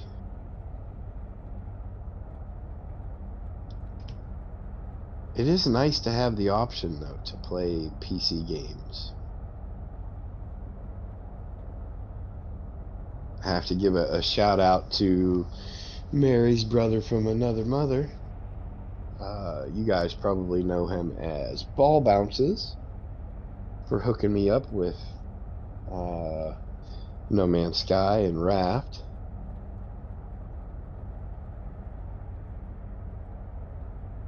People bum just because they call themselves Master Race. I avoid it at all costs. You know, my goal has always been to PC game, simply because the games that I play are better on PC. Conan and 7 Days to Die and Farming Simulator all being prime examples because of mod support. The Conan Exiles on PC has no mods. The mods for Farming Simulator on PlayStation are very basic, whereas on PC, they pretty much modded the entire game to the extent that there's now a whole role-playing aspect to it. 7 Days to Die on PlayStation actually doesn't have any support, hasn't been updated in years, whereas PC has had ongoing support and updates. So yeah, my goal has always been to play games on PC. Now, sucks for guys like Jenny who don't have PC, and we play a lot on PlayStation. So I've kind of haven't been around as much on PlayStation, but I'm trying to do both.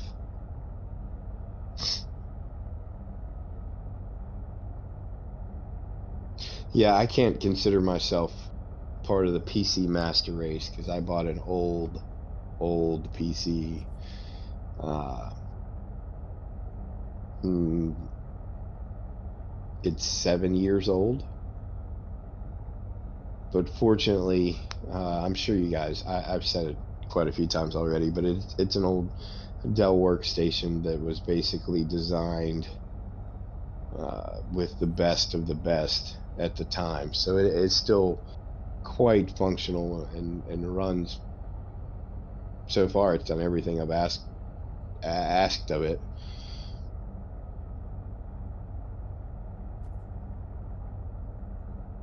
Console underdogs.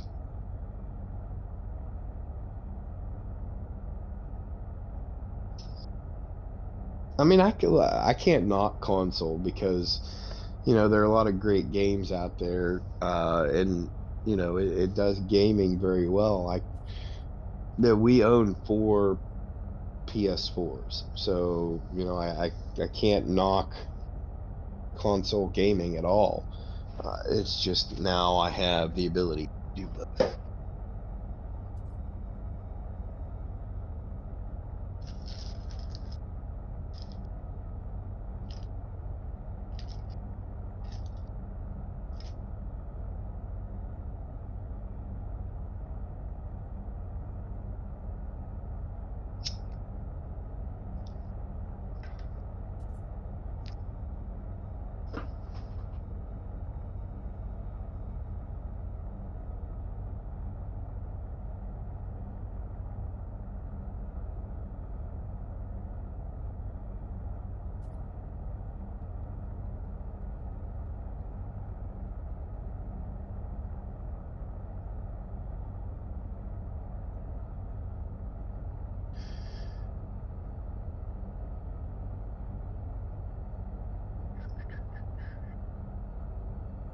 So what do we have? We have 7 currently watching, 7 thumbs up, and 1 Australian thumbs up. You guys are awesome.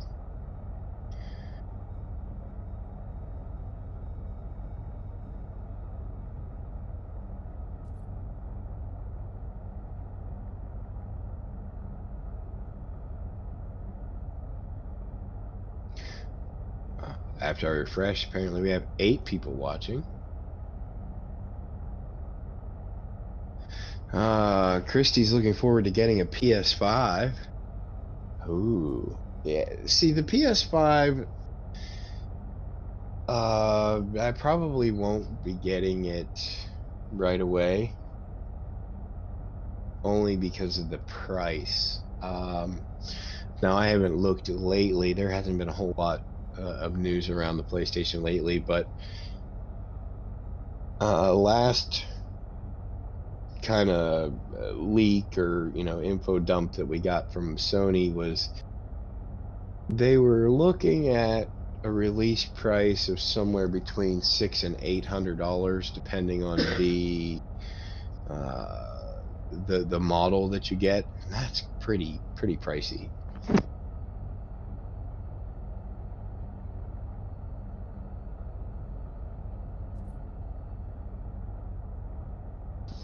So yeah, that's it's a little out of the budget. So I'll probably wait until next, which is what we did with the PS4s.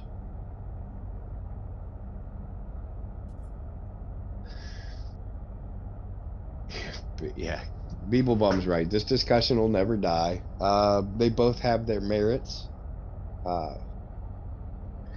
I don't get into the PC versus PlayStation because they both have things that they do very well.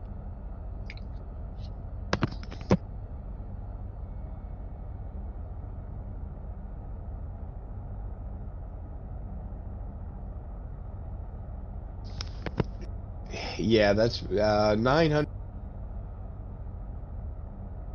599, depending on the model you get with the hard drive size and all that. Your PC costs just under 7. Yeah. Christy currently only has a PS3. Well, you know what you might, I don't know what your finances look like, Christy, but if you hold out until, see, they're still talking about releasing the PS5 in November. I has returned. Welcome back. Thank you very much. If you watch right about October, the PS4 price is going to drop significantly, and PS4 and PS5 are supposed to be, the PS5 is supposed to be backwards compatible, so you'll be able to, whoever gets a PS5 will still be able to play with players on a PS4. Now, there will be games that are just PS5 specific. Yes. Yeah, and as far as the PS5 in this household goes, like I said, we have 4 PS4s. So, buying one PS5 wouldn't, there would probably be a mutiny aboard the Reaper ship. At the very least, I would need 2, because I have a PS4. My wife has a PS4, and both of my boys have PS4s.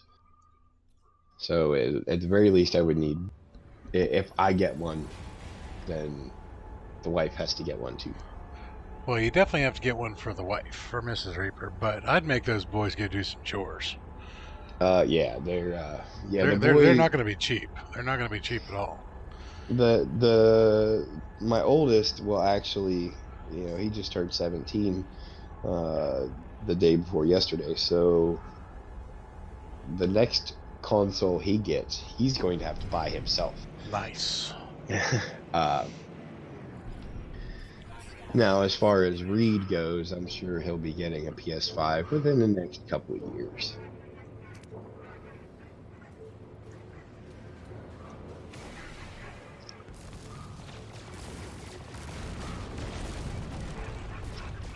And we're, of course, in a capital engagement. Oh, this is not a max size. Poop. Oh, no. Yeah, PS4. People Bum's right. Yeah, I have PS16. PS4 times PS4. Now, mind you, I did not go out and buy 4 PS4s. I bought one PS4 a couple years ago that was technically for my wife, because I was an Xbox gamer. Ew.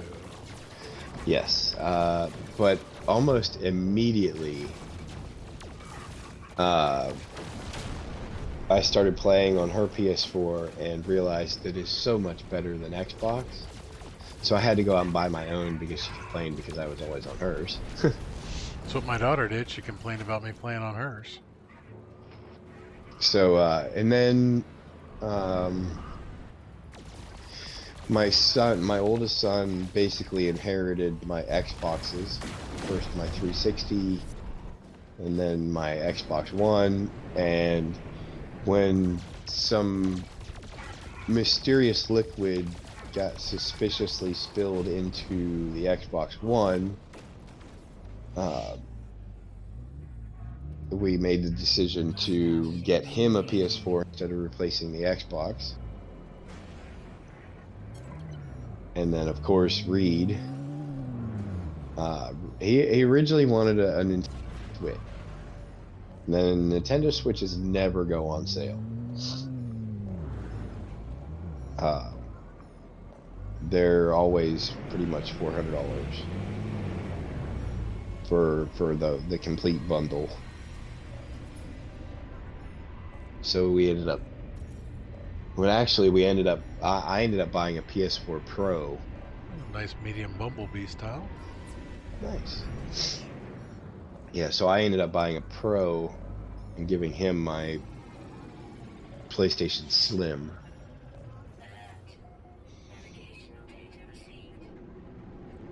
Mary says they also have PS4s. The son-in-law brought his with him. Surprisingly enough, we only have 2 in our household. We have, my daughter has hers, and I have mine. This is an A31-8. I'm going to take a look at the layout real quick. Christy, you know that's how it's supposed to work. She said technically it will be her son's PS5, but she's totally stealing it for her purposes too. That's exactly how it works. It's parents' prerogative. Can't argue that at all. Alright, let's take a quick look at this guy. A31. Ooh. For an 8 slot, that's actually a pretty decent layout. Trucker says there are 2 PS4s and 2 PC gamers in his house. Alright, so we're going to reload, guys.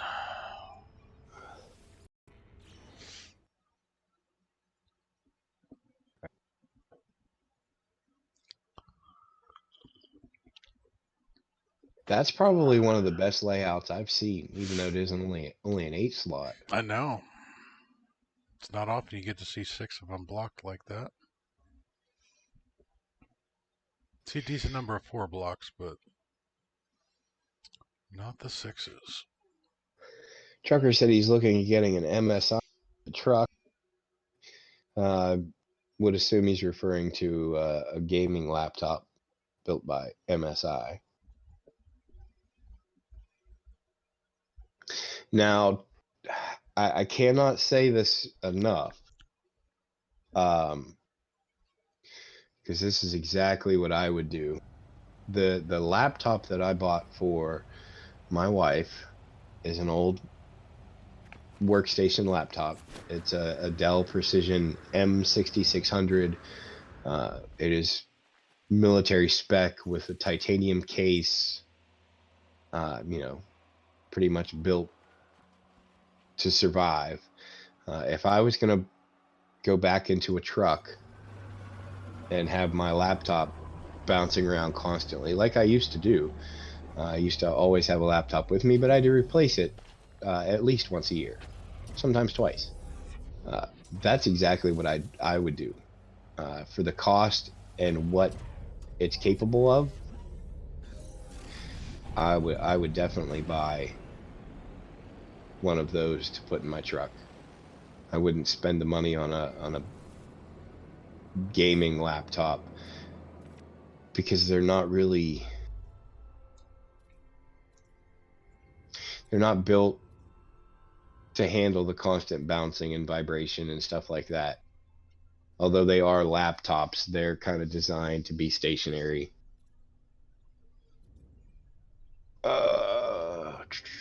Christy says, exactly. I feed him. He will submit to give me the play.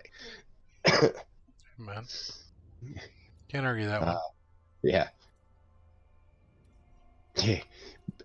People Bum says, I remember still my dad bought me the Super Nintendo and he hardly could play on it. It's parents' prerogative, I'm telling you.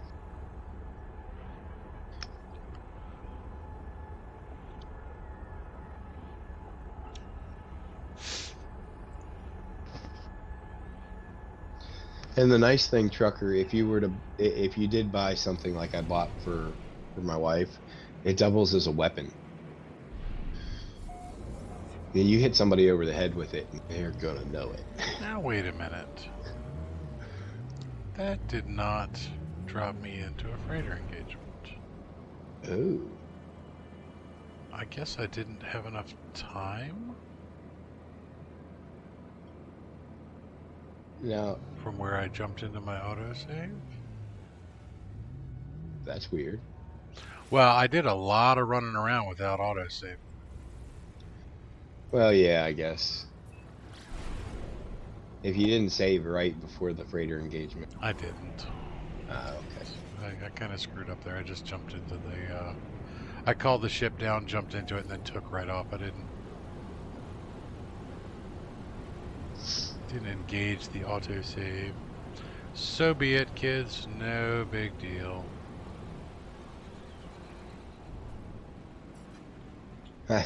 People, People Bum says, I think this is part of the nostalgia, watching somebody play a game. It's like watching my dad play. Can't argue that. No. Now, I think the hardest thing for me watching other people play games is watching them miss things. Like you'll see something cross the screen that the gamer doesn't see, but you see it and you're just like, oh, wow. But by the time you say something, they're like half the map across or away from something. Yeah. Or they don't focus on the same things you do and it gets a little frustrating. I mean, I do enjoy watching other people game on some things, particularly on No Man's Sky, because I mean, watching People Bum and Neri and Action Pants, watching them build, or watching even watching Ballistical in the stations, or Sword go around and do stuff. That's all cool and fine and dandy because you guys all do stuff differently than I do. Particularly watching builders. I love watching builders because I hate to admit it, I don't think that way when it comes to No Man's Sky. I'm not a builder. It's not my primary preoccupation in this game. So to see some of the things that you guys do, like I was watching Beeblebum do the extra-craft racetrack with teleporters. That was really cool. You know, even watching them try and tweak the system enough to get um, the extra-craft to go through there. That was pretty neat. You know, to see how other people do things is neat. But like some of the things that bug me is, you know, Sword and I have very similar tastes in explorers. He doesn't quite go for the large symmetricals, but he's very much a symmetrical explorer kind of guy. So watching him ship shop sometimes is cool for me because I'm like, yeah, that's a great one right there and everything. But then, you know, just the subtle differences between his and my taste drives me nuts at times. Like he'll just totally throw away an explorer that I love, and I'm just like, oh. Um, yeah, so stuff like that it definitely gets me. But yeah, I'm still getting used to this whole watching people game thing. So one of the things that I've been trying to do is watching games that I don't like, or I have no interest in playing. Oops, or shooting trade stations because that's always fun. Um, Watching games that I have no intention to play. So I watch a lot of gamers on first-person shooters, and I do it for two reasons. One is a selfish reason, and that is to learn how to be a better gamer, learn how to be a better streamer in particular. So watch how other people engage with their audience, see what their people like to do, like what they like to watch, how they engage with people, um, yeah, and to see what makes a successful streamer for a either a different platform or um, different streaming service or different game. Watching the first person ones, I also look for the community aspect of things. What makes, um, you know, like watching a first person shooter that's got, let's say, 4,000 followers, and they've got 200 people watching. What makes them a successful streamer? And a lot of the times is just because they are so big, and the only reason that they're now successful is because they're really good at their game. And you know, I make no illusions about me being really good at No Man's Sky, or definitely not really good at something like Apex Legends. Um, Even Farming Simulator, while I might know a lot of tricks that other people haven't picked up yet because, you know, Reaper taught me a whole bunch of tricks when we started playing, or I watched other people like Julian Howe. He's a British streamer that does stuff, or Mark Anderson. Different people that do stuff like that. But um, I don't make the mistake of thinking I'm very good at stuff, so I don't have that benefit. Um, but trying to learn those, but then also just learning about different aspects of things. So I was watching the Gaming World Championships for Overwatch a couple weeks ago on ESPN 8. I love to joke that it's ESPN 8. It wasn't actually the Ocho. It was on ESPN 2. Um, so gaming has come so far that ESPN now carries esports tournaments as actual broadcast TV entertainment. It's not like I was watching this on YouTube. I was watching this on cable. The Washington, I can't remember the two teams' names, but one team was from Nashville and one was from Seattle. And these two teams are playing Overwatch together. And it was surprisingly entertaining to watch a game that I don't like. I don't like Overwatch. It's not a game that I really want to play. And they were on PC, so it wasn't even my platform. But what was really cool about it was that was the modern form of sporting entertainment. And seeing how that has changed since when I was a kid, where, you pretty much had three choices. You could watch baseball, you could watch football, or you could watch wrestling. And I was never a big fan of wrestling. That was more my brother's thing. I was never a really big football fan when I was younger, mainly because it's the timing wasn't my favorite. Watching football on Sunday was not my choice demographic. Baseball you could watch just about any time it came on TV. I really did like baseball, but baseball to a lot of people is boring. And if you've ever watched baseball, or God forbid golf, watching golf on TV is like pulling teeth. Watching modern entertainment in the form of esports is quite entertaining. Watching people's reactions in particular, I love watching people, and that's kind of funny too. Normally as watching streamers, you don't always get a chance to see the whole team's reaction when somebody screws up. You're watching one streamer's reaction if they're using a face cam. Yeah, that's kind of cool. All right, take forever on a build. Have you seen my Kuna Exile's castle? I guess I should go up a little further. Like watching great builders take forever to build. Lets me know you're not alone. Yeah, you got doubled. Can't get in without my phone. Wasn't worried. Was just wondering where it is. Don't. That was Dave Honte. He said, anyone know Stater Macau BR, which I informed him is in fact the country code for Brazil. Brazil. Gotcha. Speaking of which, so here was another funny thing. So I've been playing a lot of Farming Simulator with another buddy of mine, and with the way that Facebook works, once you join their level up program, at the end of your stream, you can only stream for 8 hours max on Facebook in a single stream before you have to shut it off and restart. So I can't do our classic, 12, 13 hour 7 Days to Die streams like we were doing before Reaper. Yeah. Or, the ultra long Conan stream that we did that one night. You can't do that on Facebook. So at the end of your 8 hour stream, you have the ability to dump off into another level up program streamer. So basically it gives you the option of automatically rating, and you don't have to drop a link for everybody. It just drops them in that stream for you, which is a super cool function. I actually really, really like that. But when you're playing Farming Simulator until 3 o'clock in the morning, which I've been doing recently, I've been falling right back into that late night stuff.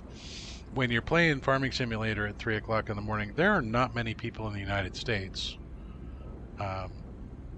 or the English-speaking world for that matter, that are playing Farming Simulator at that time. So your dump-offs at 3 o'clock in the morning tend to be,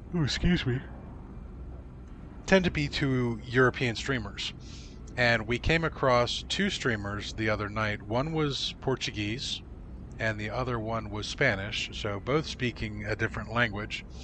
And the funny thing was, the Portuguese guy was very calm and sedate and methodical in his farming, and then the Spanish guy was full of energy, bouncing around the whole time, singing and dancing in his chair. Meanwhile, just like totally messing up his fields, like couldn't plow a straight line to save his life because he was just dancing all over the place. And it was just absolutely hilarious. So we dumped everybody off in his stream because he was at least fun to watch. We figured they had had enough serious farming for a little while that they didn't need to watch the Portuguese guy. Um, and we ended up dumping like 40 people into this guy's stream, and he went from 10 viewers to 50 viewers all of a sudden. 40 of which don't speak Spanish. So he was a little dumbfounded at first. But it's funny when you look at the difference of societal norms. Now this guy was, I don't remember exactly where in Spain he was, but Portugal is not a very large country, and there's not a lot of cities in Portugal, so I would assume that the Portuguese guy was actually in Lisbon.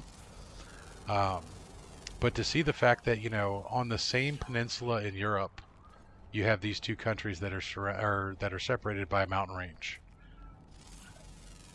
And on one side of the mountains they're serious, and on the other side they're fun-loving, happy-go-lucky people. It was pretty interesting.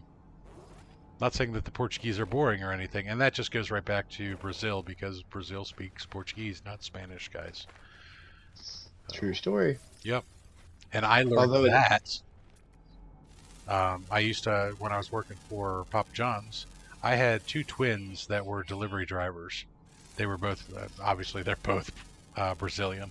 It's not like you have twins from one country and another, because they were identical twins and they tried to play that off. But they taught me a lot of Portuguese because I know a smattering of Spanish, just enough to get me in trouble.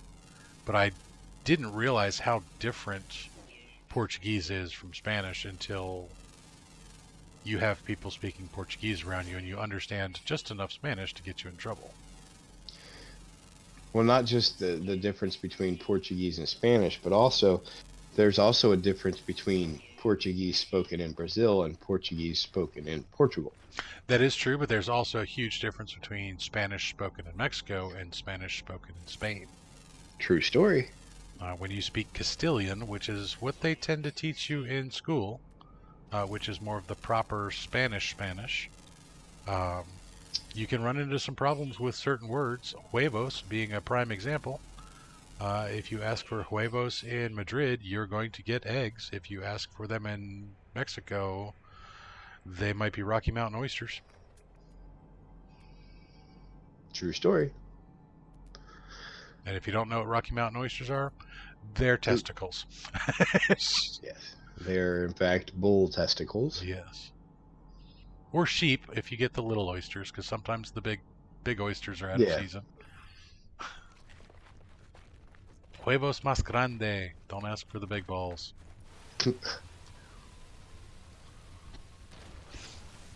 BBF is a baseball fan.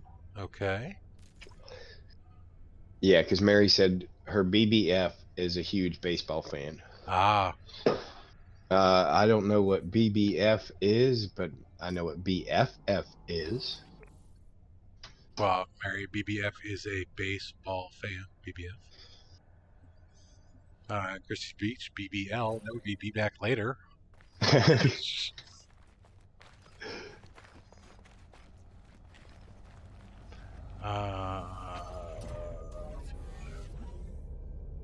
Never actually got to build on a 12-hour stream, Mary? Oh my god. How did you not build during a 12-hour stream? Well, see, what had happened was she was streaming, and that was the day that I was trying to get in the server, and it took me close to 2 hours to get into the server. BFF is a BB. Okay. Yeah, that's what I thought you meant. Your BFF is a BBF. Yeah. Um, took me close to 2 hours to get into the server. Unfortunately, something about that server, it just doesn't want to let you in. So it kept kicking me out. Now, is this the one that Mary's on for Age of Calamitous? Yes. Yeah, it's the Geknip gang server. Well, I mean, I wouldn't let you into that server either if it was me, but you know, can't just let any riffraff into the Geknip servers. I know, right? They've got a But reputation to maintain. I did manage to get in. Like I said, it took me a couple hours, and then she was showing Hollow Crow the location of some resources, and then Bethel's happened. As Bethel sometimes does. Yeah. So yeah, there was no building, and I thought there maybe was she just pulled a Devante with you and just ran you through a bunch of dungeons and got you killed a lot. no. I did get killed twice, both times or no, I got killed once. I'm sorry, uh, by Bethel's. One word, Bethels. Yeah, that's why I That's said all you had to Bethel's say. happened. You could have just said, well, it was a 12-hour stream and Bethels. Bethel's happened. Bethels happened. She is an angel of chaos, but an angel.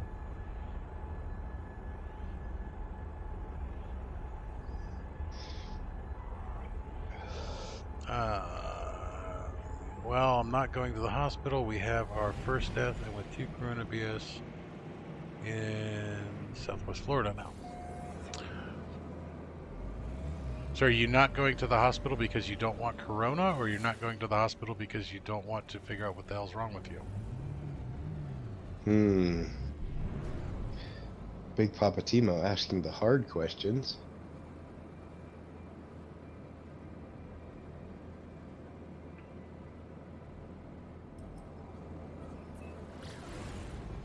Was actually looking forward to a couple freighter engagements. Now I feel dumb for not doing the correct autosave procedures.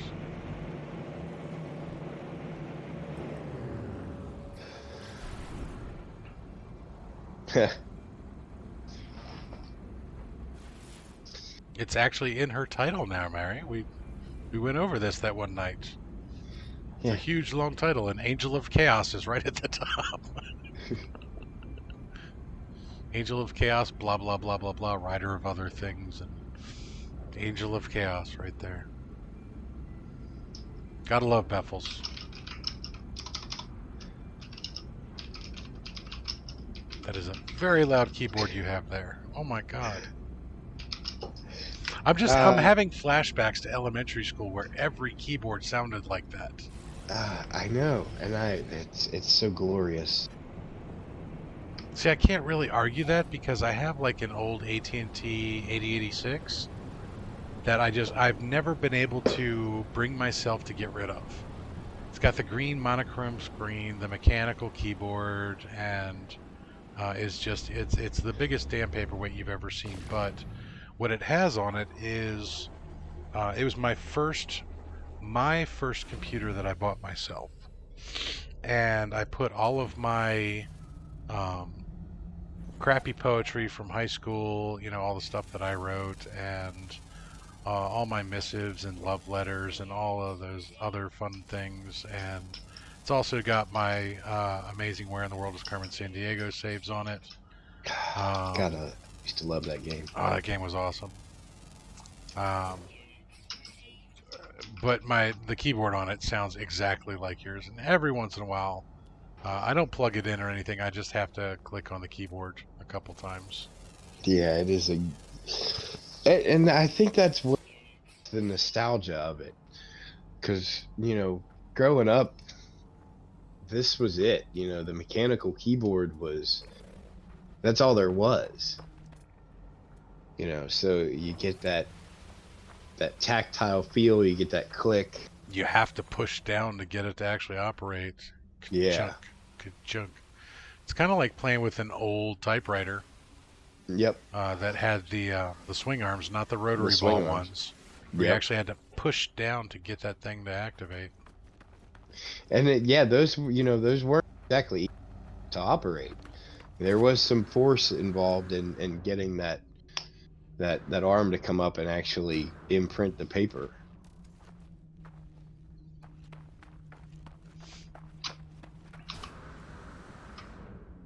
I found a very nice little flat spot here. Huh. Not much to do on this planet.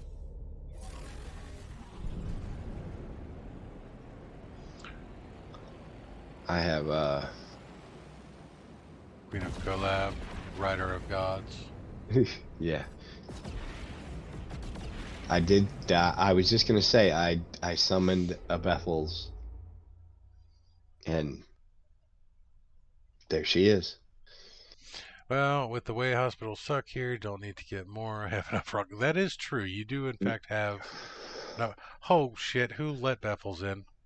I did.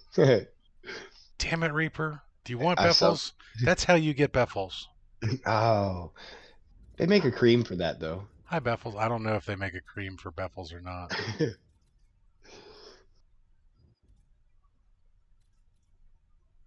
What's worse But is she's from Ohio.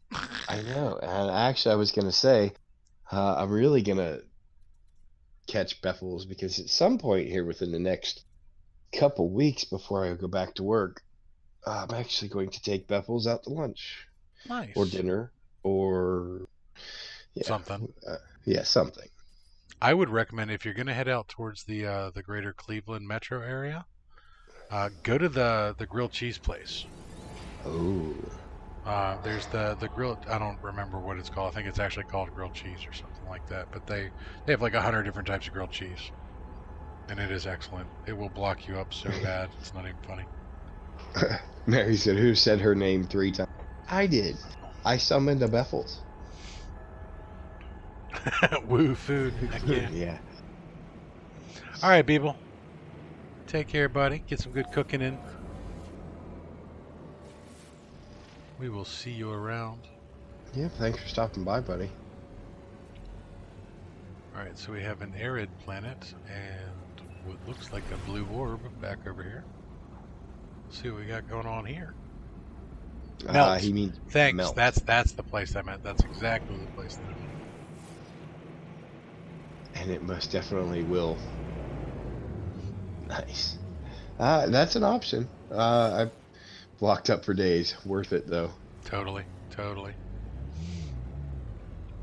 Yeah, Now, the that's last time I was out around Bethel's area, I ended up. I was going to an event, one of my LARP events, and I actually ended up at the wrong place because the property we were using for this event, it was owned by a church, um, an Eastern European church, and I ended up going to like actually the real church, not their campground that they had. And I got there on pierogi day. So I pull up and like all these parishioners are looking at me funny, all these tiny little Eastern European women are looking at me like you don't belong here, and I obviously didn't because I had that confused look on my face because I'm at a church, I'm not at a campground or anything, and I'm like, yeah, I'm looking for this, and they're like, yeah, our church is like 30 miles away, you're in the wrong spot. But they're all looking at me, and all these little Eastern European women were taking pity on me, so they started to just give me plate after plate after plate of handmade pierogies. Oh.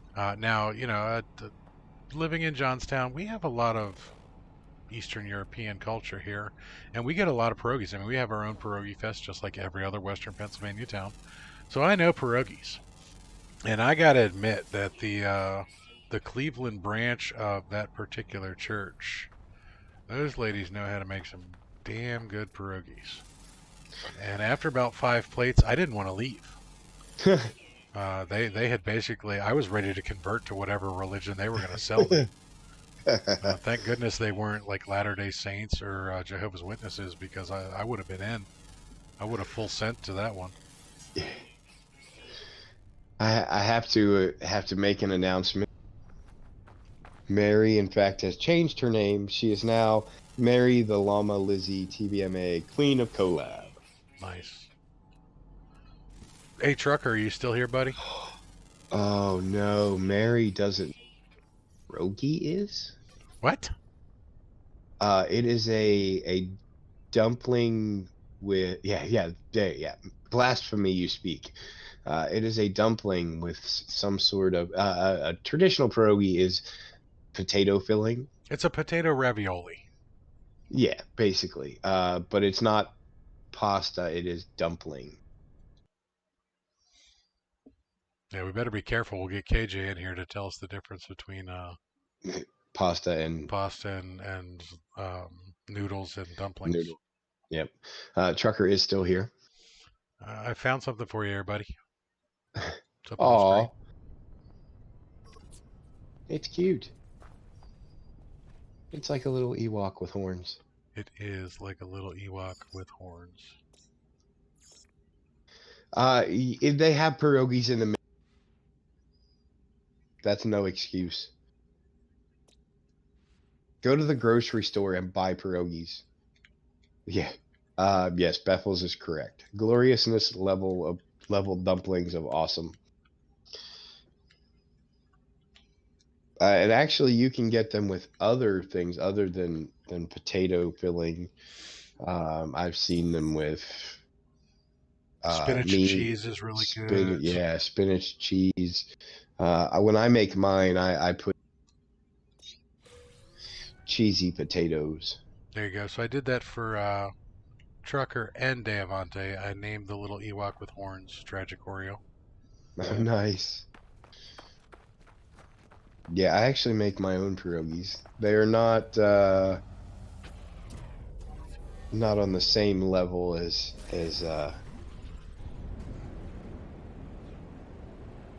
those that Timo were talking about, but they are good. See, and pierogi are kind of funny because pierogi are kind of like pizza. There's no real Wrong way to do it. There's no real horrible pierogi.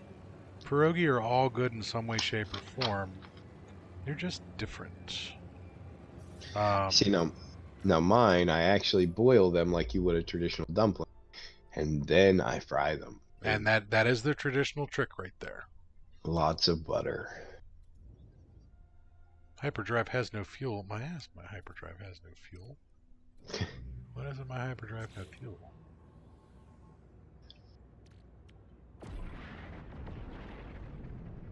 Yeah, Mary said no. We have collages, and Bethel says, Mary, we speak English here. Where the hell is my hyperdrive? Why is my hyperdrive here? It should be. Should be with all of those. I don't know. That would explain why I don't have 3,000 light years. Yeah. Like Papa Timo done did screwed up. Gonna have to fix that. Yes, we speak English and bad English. Those are our two languages of choice on Launch Crisis. Oh, let's see what the weather alert has in store. Blustery conditions. I'm gonna blame Pimpin' for that one. Thanks, Pimpin'. Yeah. That damn cold Canadian air coming our way. It's gonna be blustery.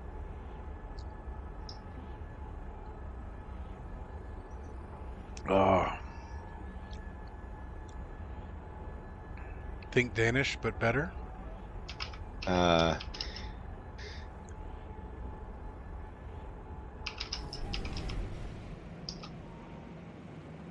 Is my stream lagging for anybody else? No, I'm doing all right.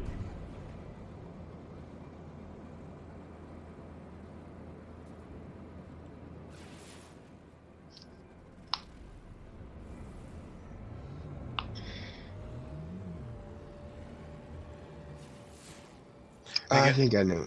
I believe I know. I was going to say, I believe I know what for. You believe you know what? Because again, the audio keeps lagging out on me. I said I believe I know what Mary. It is in fact. Kalachi. That's what it is. Kalachi. Yes. Let's go to the barren planet.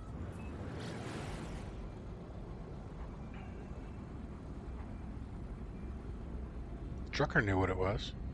Yeah.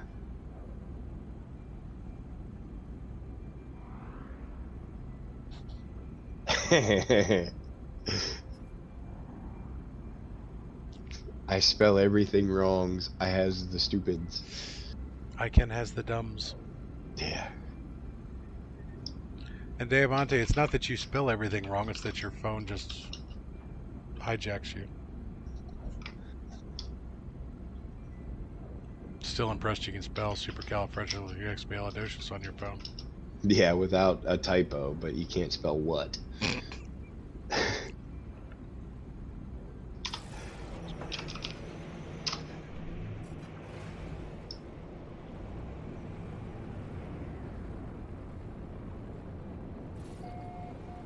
All right, so we've had a very broad spectrum of conversations today. Let's get on to freighter engagements.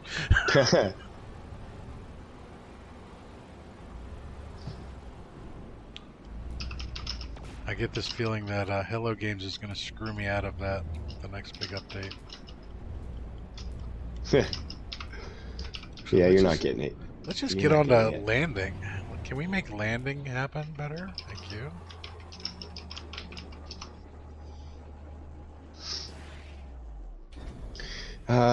Trucker says the town he was born in is home to the Kalachi Festival.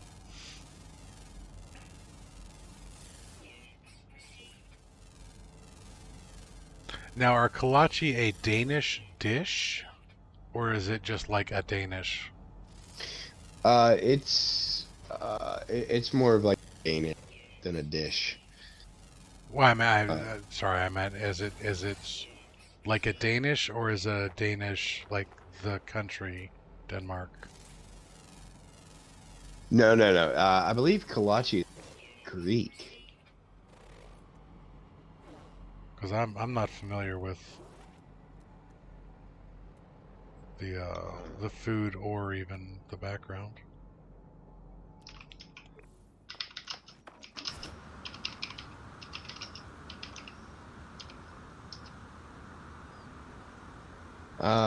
It is Czech. Czechoslovakian. Yes. Ooh.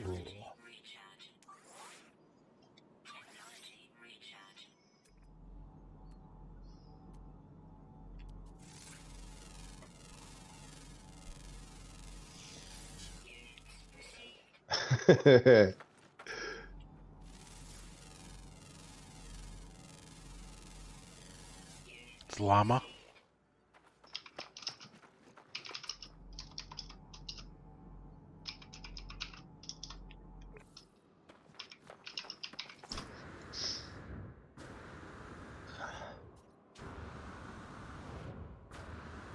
Just randomly throwing out llama. It's a llama dish. Oh, we have a predator. Here's a predator. Where's the predator? Come here, puppy. Let's give you a little pulse spitter.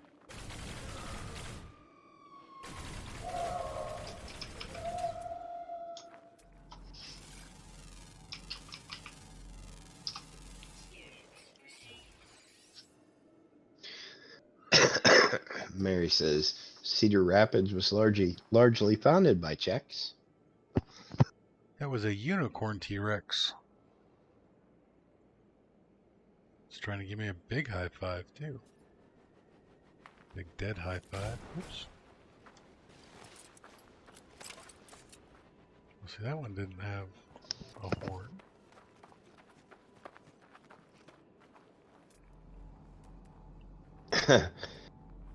Baffles. Yes, spit at the predator. That's not hard. So Mary made a new Discord. And that category would be I killed Francis. raft. Be what? She made a category for raft. on A her stream. raft. Yes. Beffels, you killed Francis.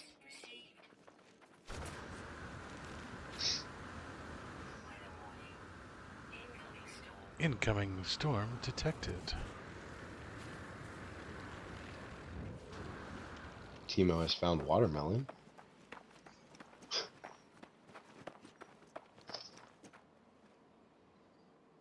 Yes, I have.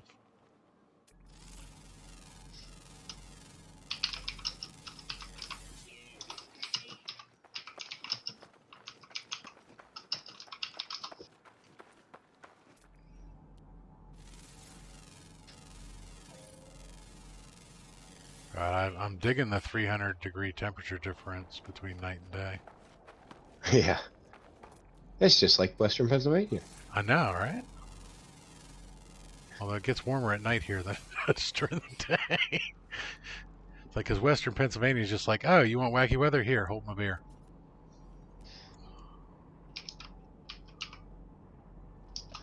Alright, so there are some little red dots nearby.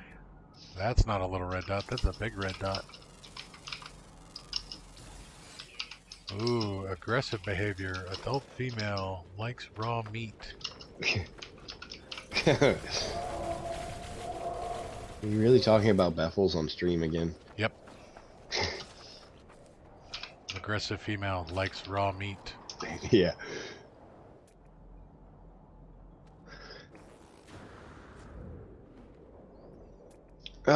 So Bethel says, y'all know due in 7 hours.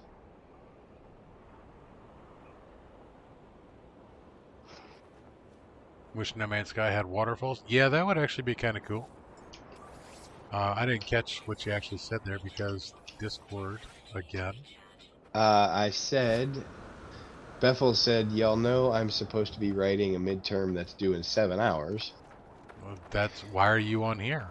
And Mary said, so you're going to stream Raft with us today, Bethels.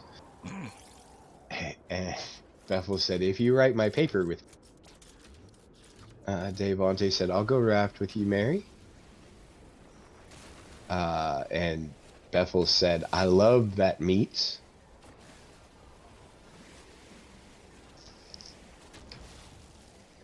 Hot meat's coming Beffel's way. And Beffels, I gotta admit that the video link you sent me, that video, very tame. I was Very tame. hoping for something more. Gotta say, I'm disappointed.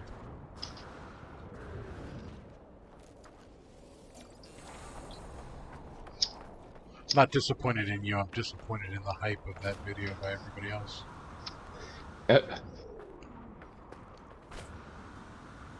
I mean, there's racier videos of me out there.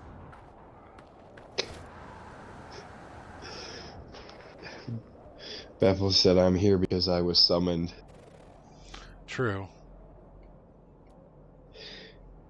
And she said it was tame, but you pay for more. All right, so that goes in a different web chat. Totally different web chat.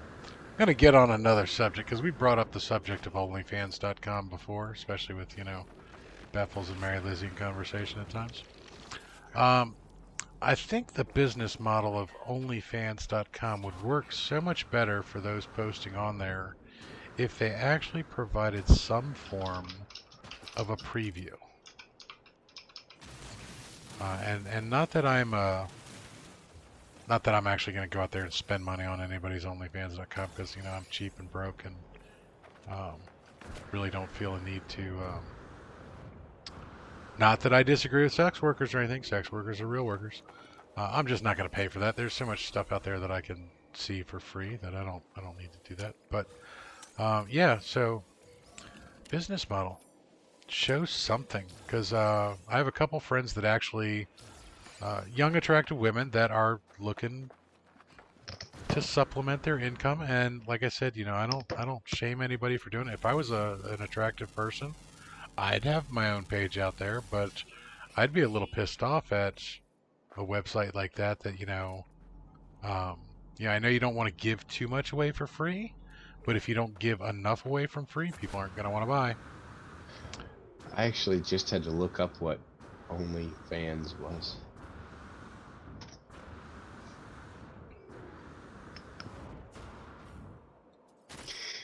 And I found a pretty good explanation. What's that? Let me pull it back up now. It was on the Urban Dictionary. I thought it was amusing. It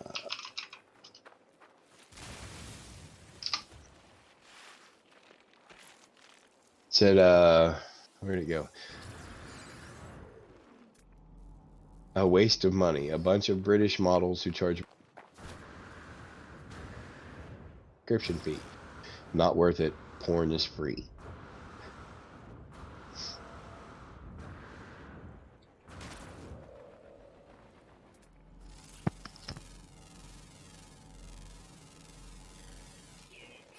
Welcome back, Jeffus.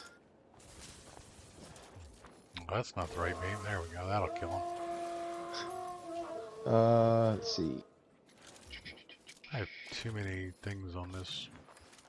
Bethel says her friend sells dirty undies and makes bank.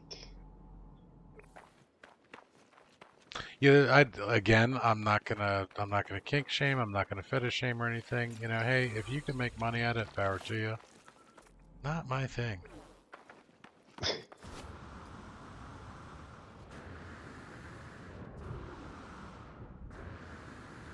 So I cut out for most of that, what I read off of Urban Dictionary, apparently. Yeah, the audio got shitty there for a minute. So it says the definition on Urban Dictionary for OnlyFans is a waste of money. A bunch of British models who charge way too much for naked photos and videos on top of a monthly subscription. Not worth it. Porn is free.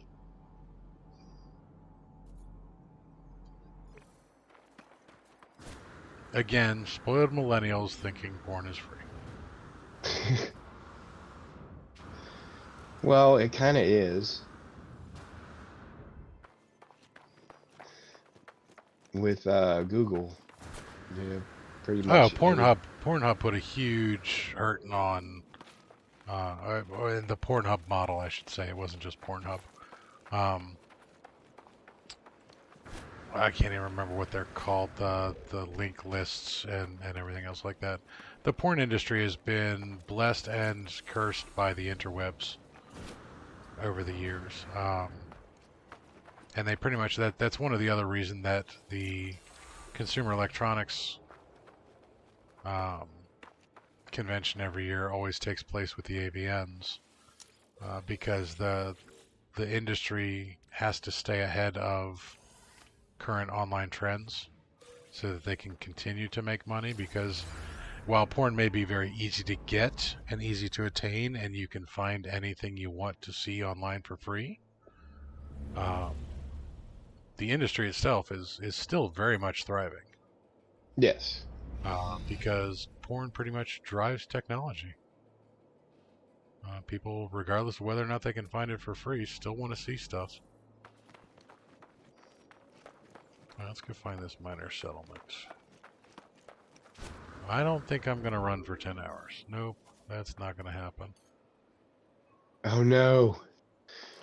Bethel said her life is over. They canceled Patty. They canceled the St. Patty's Day parade? Because of Corona? Really? Well, you know, it's if it was a St. Pauli girl or a Guinness was the name of the disease, you know, maybe they would. But, you know, I wonder if Cinco de Mayo is still going to happen. Because that's when everybody really drinks all the Corona. Yeah. And, you know, if you want to get rid of coronavirus, just give it a slice of lime. That's what I'm Takes saying. care of the bitters. Yep. Takes care of the bitters. My cure for the coronavirus. Wash your... Oh my god, this audio is pissing me off. Did I cut out again? Yep. I said my cure for the coronavirus. Wash your damn hands and take... Wash your damn hands and take a slice of lime. Yep. That's what I said. Yeah, I know what you cut out. I know what you said, but they couldn't hear what you said, so. Damn Discord audio.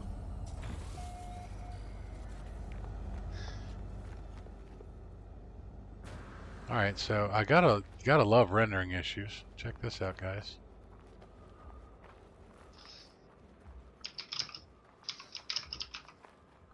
That's all sorts of fun stuff not rendering in.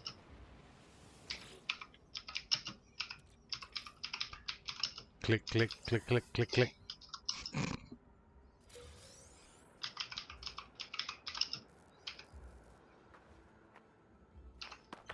Corona gives you the poops. Corona has never given me the poops. I've heard rumor of these things called the beer poops, but I've never gotten them. I don't get affected that way. I actually don't even drink Corona. I don't drink much beer. Now, see, I'm a huge fan of beer. I do like beer. I like the flavor of beer, and I just have very specific beers that I like. Corona, not my favorite. Heineken, can't stand it. I think it's the skunkiest, nastiest crap in the world. I prefer more of like the ambers. So for a mass-produced one like Killian's Irish Red would be a good one. What was it? The Budweiser 1872 was a good one. Yeah. Um, See, I prefer darker, like Yingling or Killian's. yeah, when you get into the ambers and stuff like that, they've got a little bit more body to them. They're not all that hoppy, crappy, five-dimensional Taurus. I know that's not a new thing. I've just never bothered to notice the name of it before. Yeah, so that's my preferred style of beer.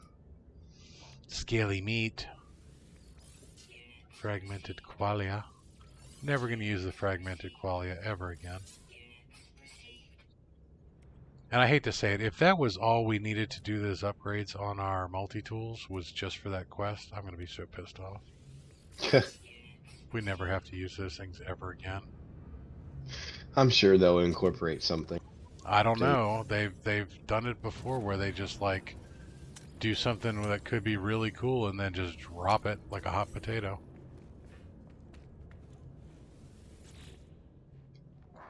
We'll see. Anything good? Anything good? No, no, no.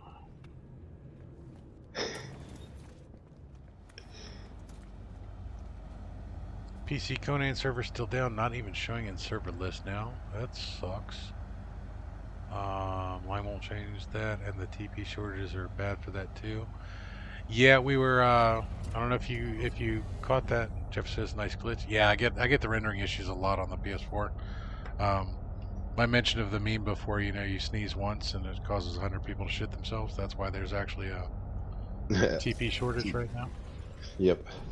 And then the other one was somebody did one Beavis and Butthead in the aisle at CVS where he's doing the whole Cornholio thing and he's freaking out because there's no TP for his bunghole. That was actually pretty funny too.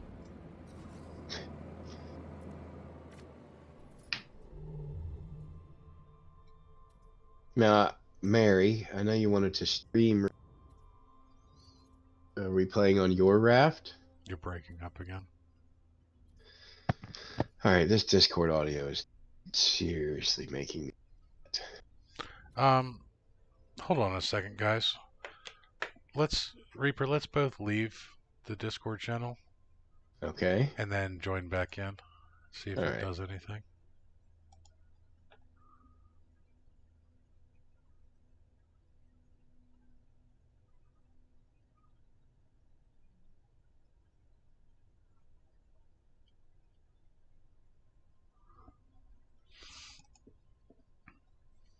I'm back. I'm back as well. Hopefully that maybe that resolved it a little bit. I can definitely hear you better now. All right. I was asking Mary whose raft we were playing on, hers or mine. Bethel said she'll play on Mary's raft anytime. Get on the boat. Yeah, Mary's boat. All right, so explain to me Raft, because I have no idea what the hell you all are talking about. Okay, Raft is a survival game where you start out, you're in an ocean um, where there's floating debris, and you have a little. You're basically standing on a little square, and you have to collect debris and build up your raft and unlock new technology that you can build. And there are islands occasionally where you can get some other resources. So it's like Waterworld. Basically, yes.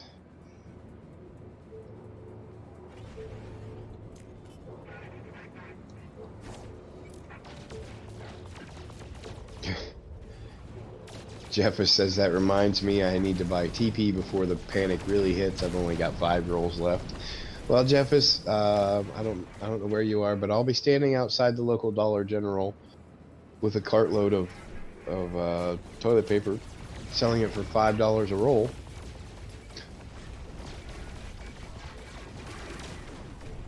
Price gouging and war profiteering, two of the Yep. oldest pastimes of the United States. What's that about Mary's flotation devices? Hey, We're going to upgrade Mary's flotation devices on stream.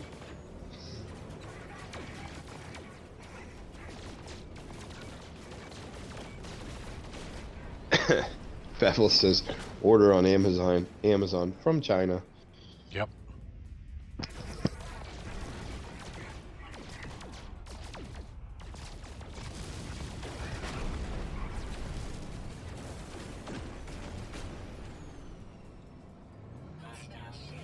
Same day delivery. Leave special instructions. Just come in. Come to the back room, the bathroom. Yeah. Does she get paid for what? Does she get paid for us upgrading her flotation devices on stream? Well, kinda. All right, this is another 31.8. I'm not even going to bother. She kind of does because I'm a patron. I pay her every month. I pay premium to get the shower cam. Unfortunately, it's the husbeast in the shower all the time. Yeah. Just logging in at the wrong time. He gets that notification every time the motion sensor goes off. Woohoo, she's final life. Oh, husby. That's why she calls him husbeast. Brutal. Now with free coronavirus.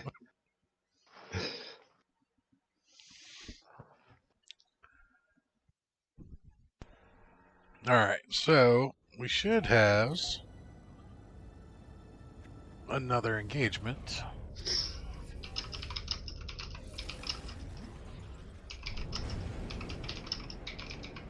Let's go find another ship, guys. Yeah. Free husby shower cam. Yeah. Speaking of husby shower cam, tell him that waxing is a good thing. Weed whacker. Yeah. Manscaping. Home Depot sells hedge clippers. Take care of that shit. Ryobi.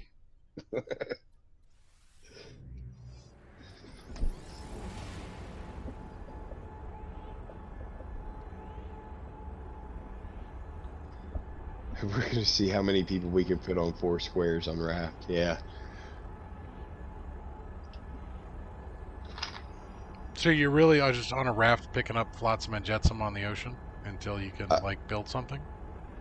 Basically, there's floating debris, there's planks, there's plastic, and you use that stuff to build more squares and walls, and you can unlock like water purifiers, and Can you eat the other people on the boat? you cannot eat the other people on boat. That sucks. I mean, you can fish. That would literally be the first thing that I did would be eat somebody else on the boat. Mary said we'll see how many people we can fit on 4 squares. Davante says, depends on how many are females, Mary. I can get 7 and me.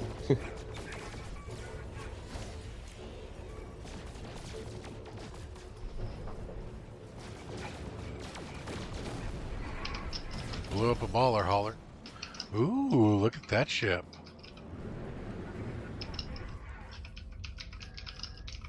Alright, got distracted there for a second, guys.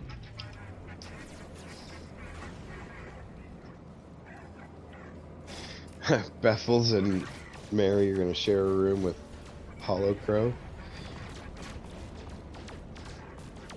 So I do have to I do have to say that this will be very nice for me.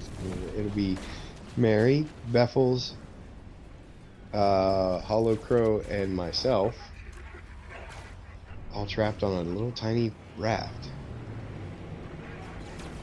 Whatever will I do? Probably be the first one voted off the ship. Yeah, most likely. Yeah, Bethel said girls only. When they said they were going to eat you, they didn't mean it in a good way. Yeah. Jeff is. And there goes audio again. Ah, there went your audio.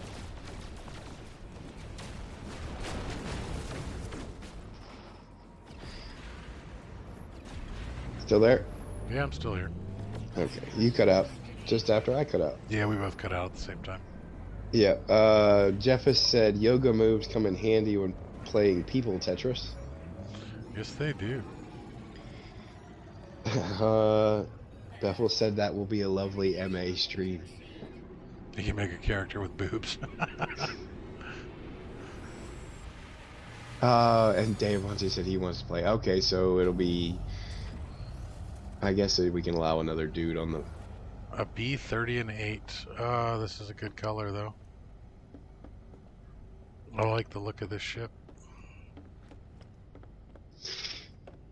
Yeah, Dave Monte's cool and all, but yeah, no cuddling. Sorry.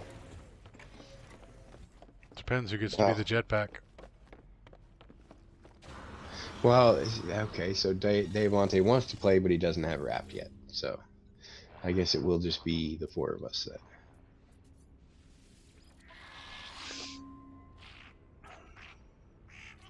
I like it. It's white with black accents.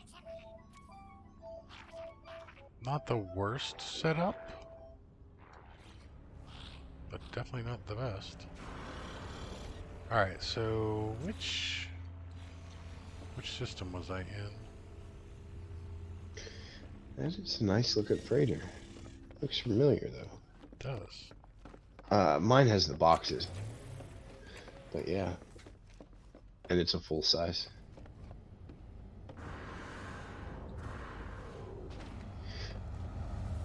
Alright, so I guess what I should do is come out here and snap a pickety pick.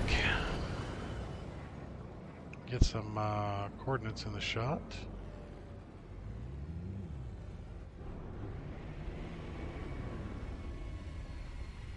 Back it up. Back it up.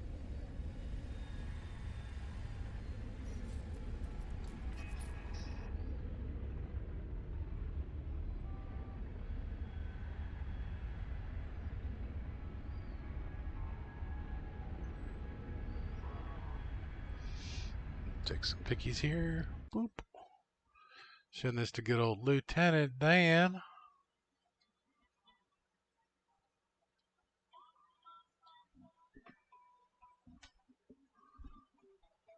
Alright, I'm going to have to call him back. No biggie. Alright, let's reload said autosave. Still with me, Reaper? Yep, I'm still here. Just checking. It got real quiet. Yeah.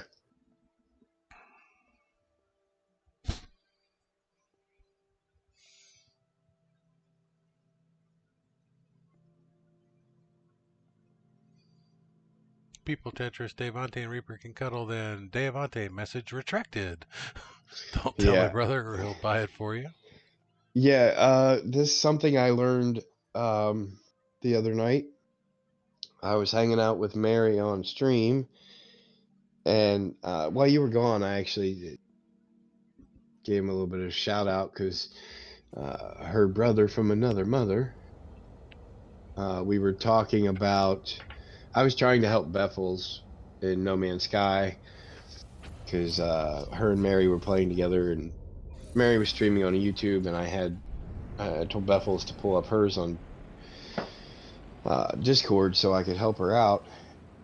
And I said, we got to talking, and I said that No Man's Sky was one of the games that I wanted to get for PC, but it was currently full price. Mm-hmm.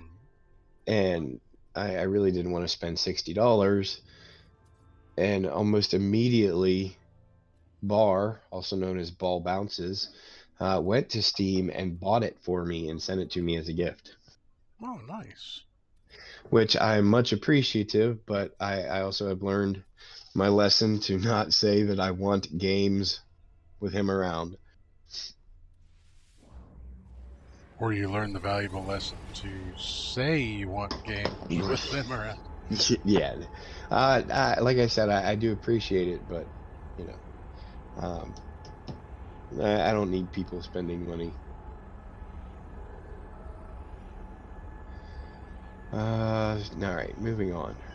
Beffels, you just lost a week's worth of Oreos for saying I cuddle with boys. I wouldn't cuddle boys if you had hypothermia. She said, but Devontae, I'll snuggle in too. So that would be a Beffels sandwich, apparently. Dave, I just got to escape Mary and Crow first.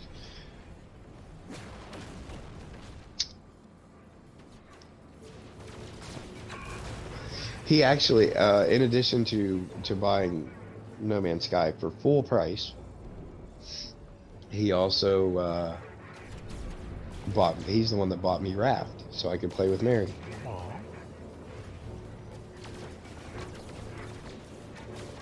Mary said he does it so she has people to play with.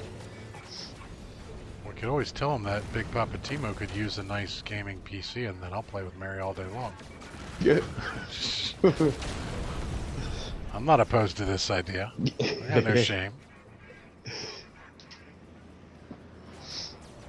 He can put as many games on it as he wants. Speaking of, have you looked into a PC any further? No. I was gonna say last time we had talked, you had talked about talking to your local computer shop there. Yeah, I'm a little bit more concerned about fixing the brakes on my trucks. Ah. Once that happens, and you know, I can worry about other things. Emergency comms established. Whoa, let's smack right into the freighter. Boop.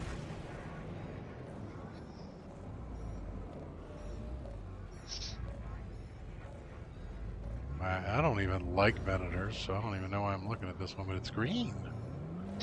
It's green. It's a lot of green. It is a Green lot and of white. green and white. Ooh, let's take a better look at this one, because sure, why not? Let's put the sun back here. It is very green. Super green. Green like what? Oh, green like emerald. Super green.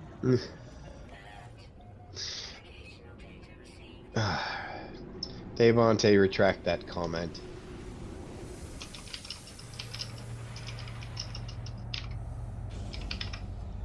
Not true. It's a 33.9.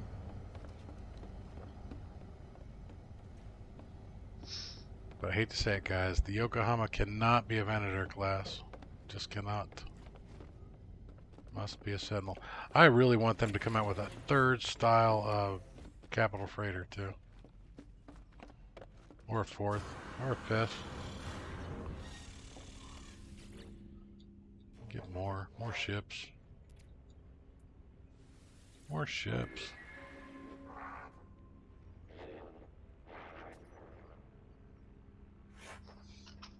Yeah, just not pretty. Not pretty at all. Although not a bad layout.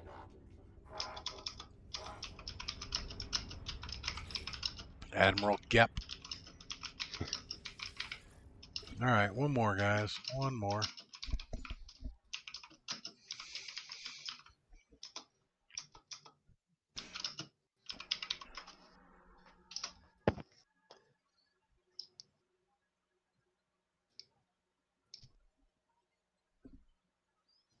Progress 27%.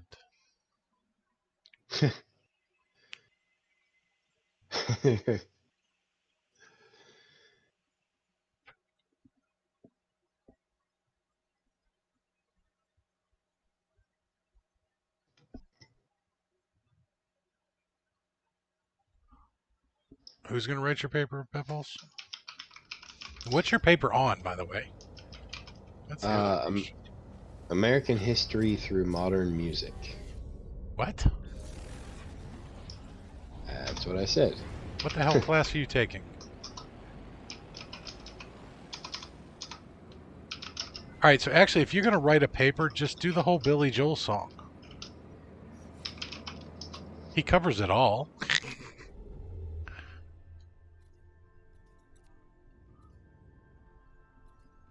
We didn't start the fire. That's the one. There we go.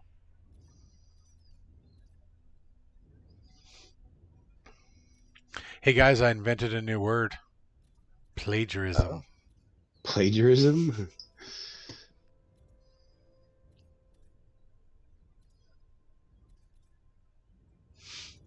It was one of my favorite bad dad jokes of yesterday. Dave Vontae said, okay, BR is very persistent. Tried logging into his Steam account 3 more times.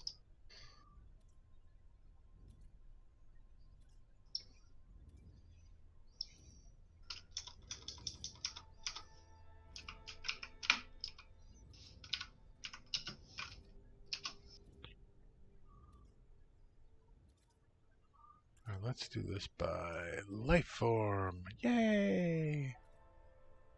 Let's look for the blue ones. Why the blue ones? Because those are not the Gek.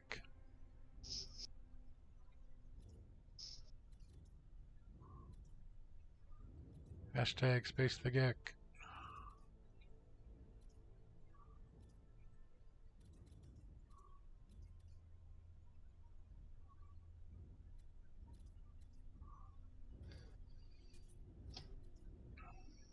Oh my goodness. Now I can't find a prosperous system to save Bethel's life. Yeah. Oh, there's a flourishing. Bethel's is saved.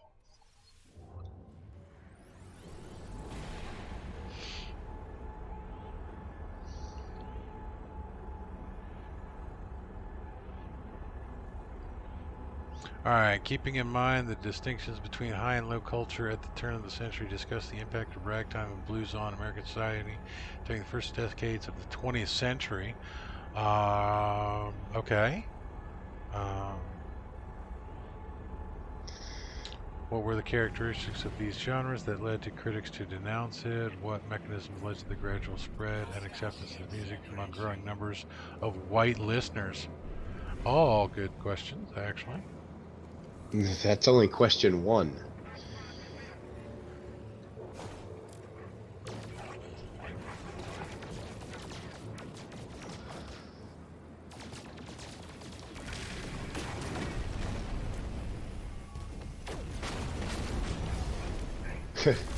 Mary says, free to an okay home. Black and white cat named Lilo. Asshole and annoying. Multipass.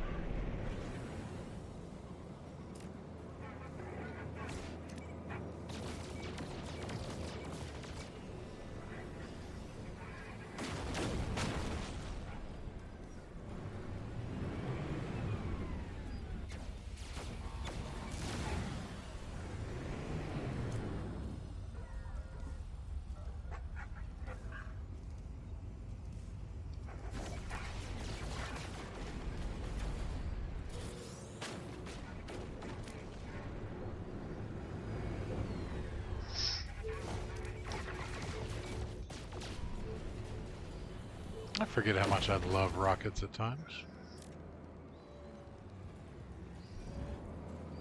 Big trick about rockets, don't fire them anywhere near the damn Space station or freighter, the freighter. Yeah. Because if they don't hit the ship, they will in fact target one of those containers.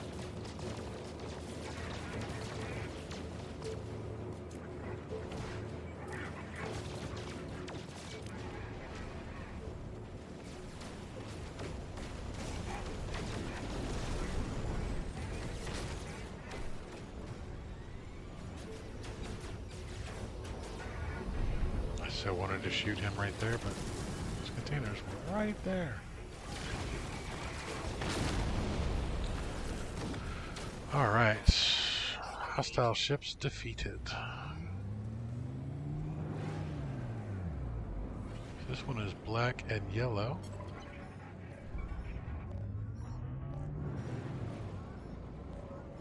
That's a medium. Speak to the commander.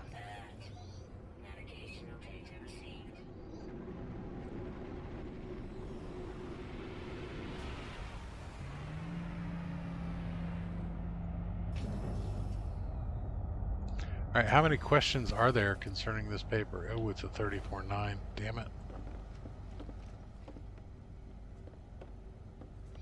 Again, though, the Yokohama has to be the biggest of the three. I really ought to get a max size, a medium, and a small for all three of these ships.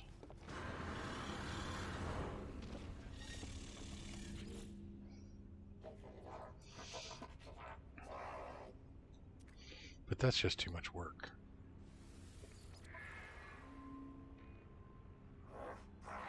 It's not a bad looking ship, though. Looks like an angry bumblebee. Oh, there's a good layout.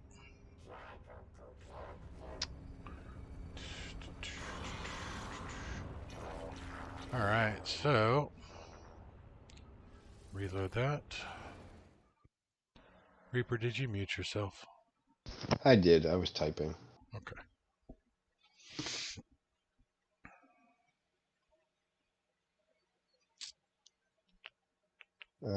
Wait, what?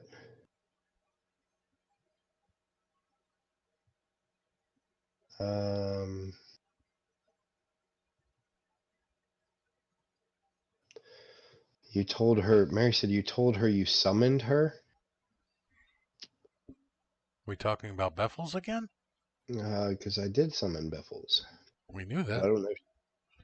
But then Deavante answered, I've never cheated on a girlfriend. Maybe I should have. I don't know. I don't know. I are confused. I has the dumbs. I can I think has the we're dumbs. only getting half of that conversation. Yeah. Well, guys, I hate to say it, Big Papa Timo is about done. It is rolling up on 2:30, and I have some adulting to do today. Oh no. I know, right? It's a horrible, horrible thing to have to do. Adulting.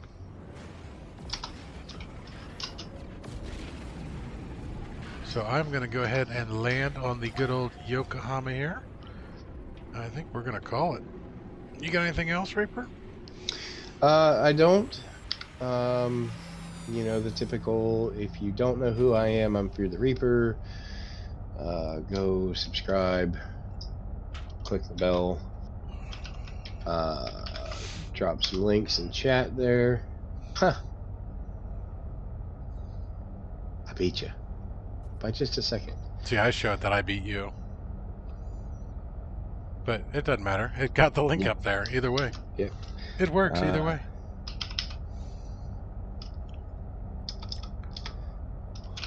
I should get out of my ship. Set my autosave correctly. There we go. Restore point saved. So there's a link to my channel. Like I said, go subscribe, click the bell. The next Mid-Lunch Crisis will, in fact, be hosted on my channel on Friday at 11 a.m. Eastern Standard Time. Do the thing. Do the thing. There's my Discord link. Go join the Reaper Nation. Drop Timo's link here. If you can't get enough Timo on stream, by all means, drop by the Discord. Get your fill of the Timo.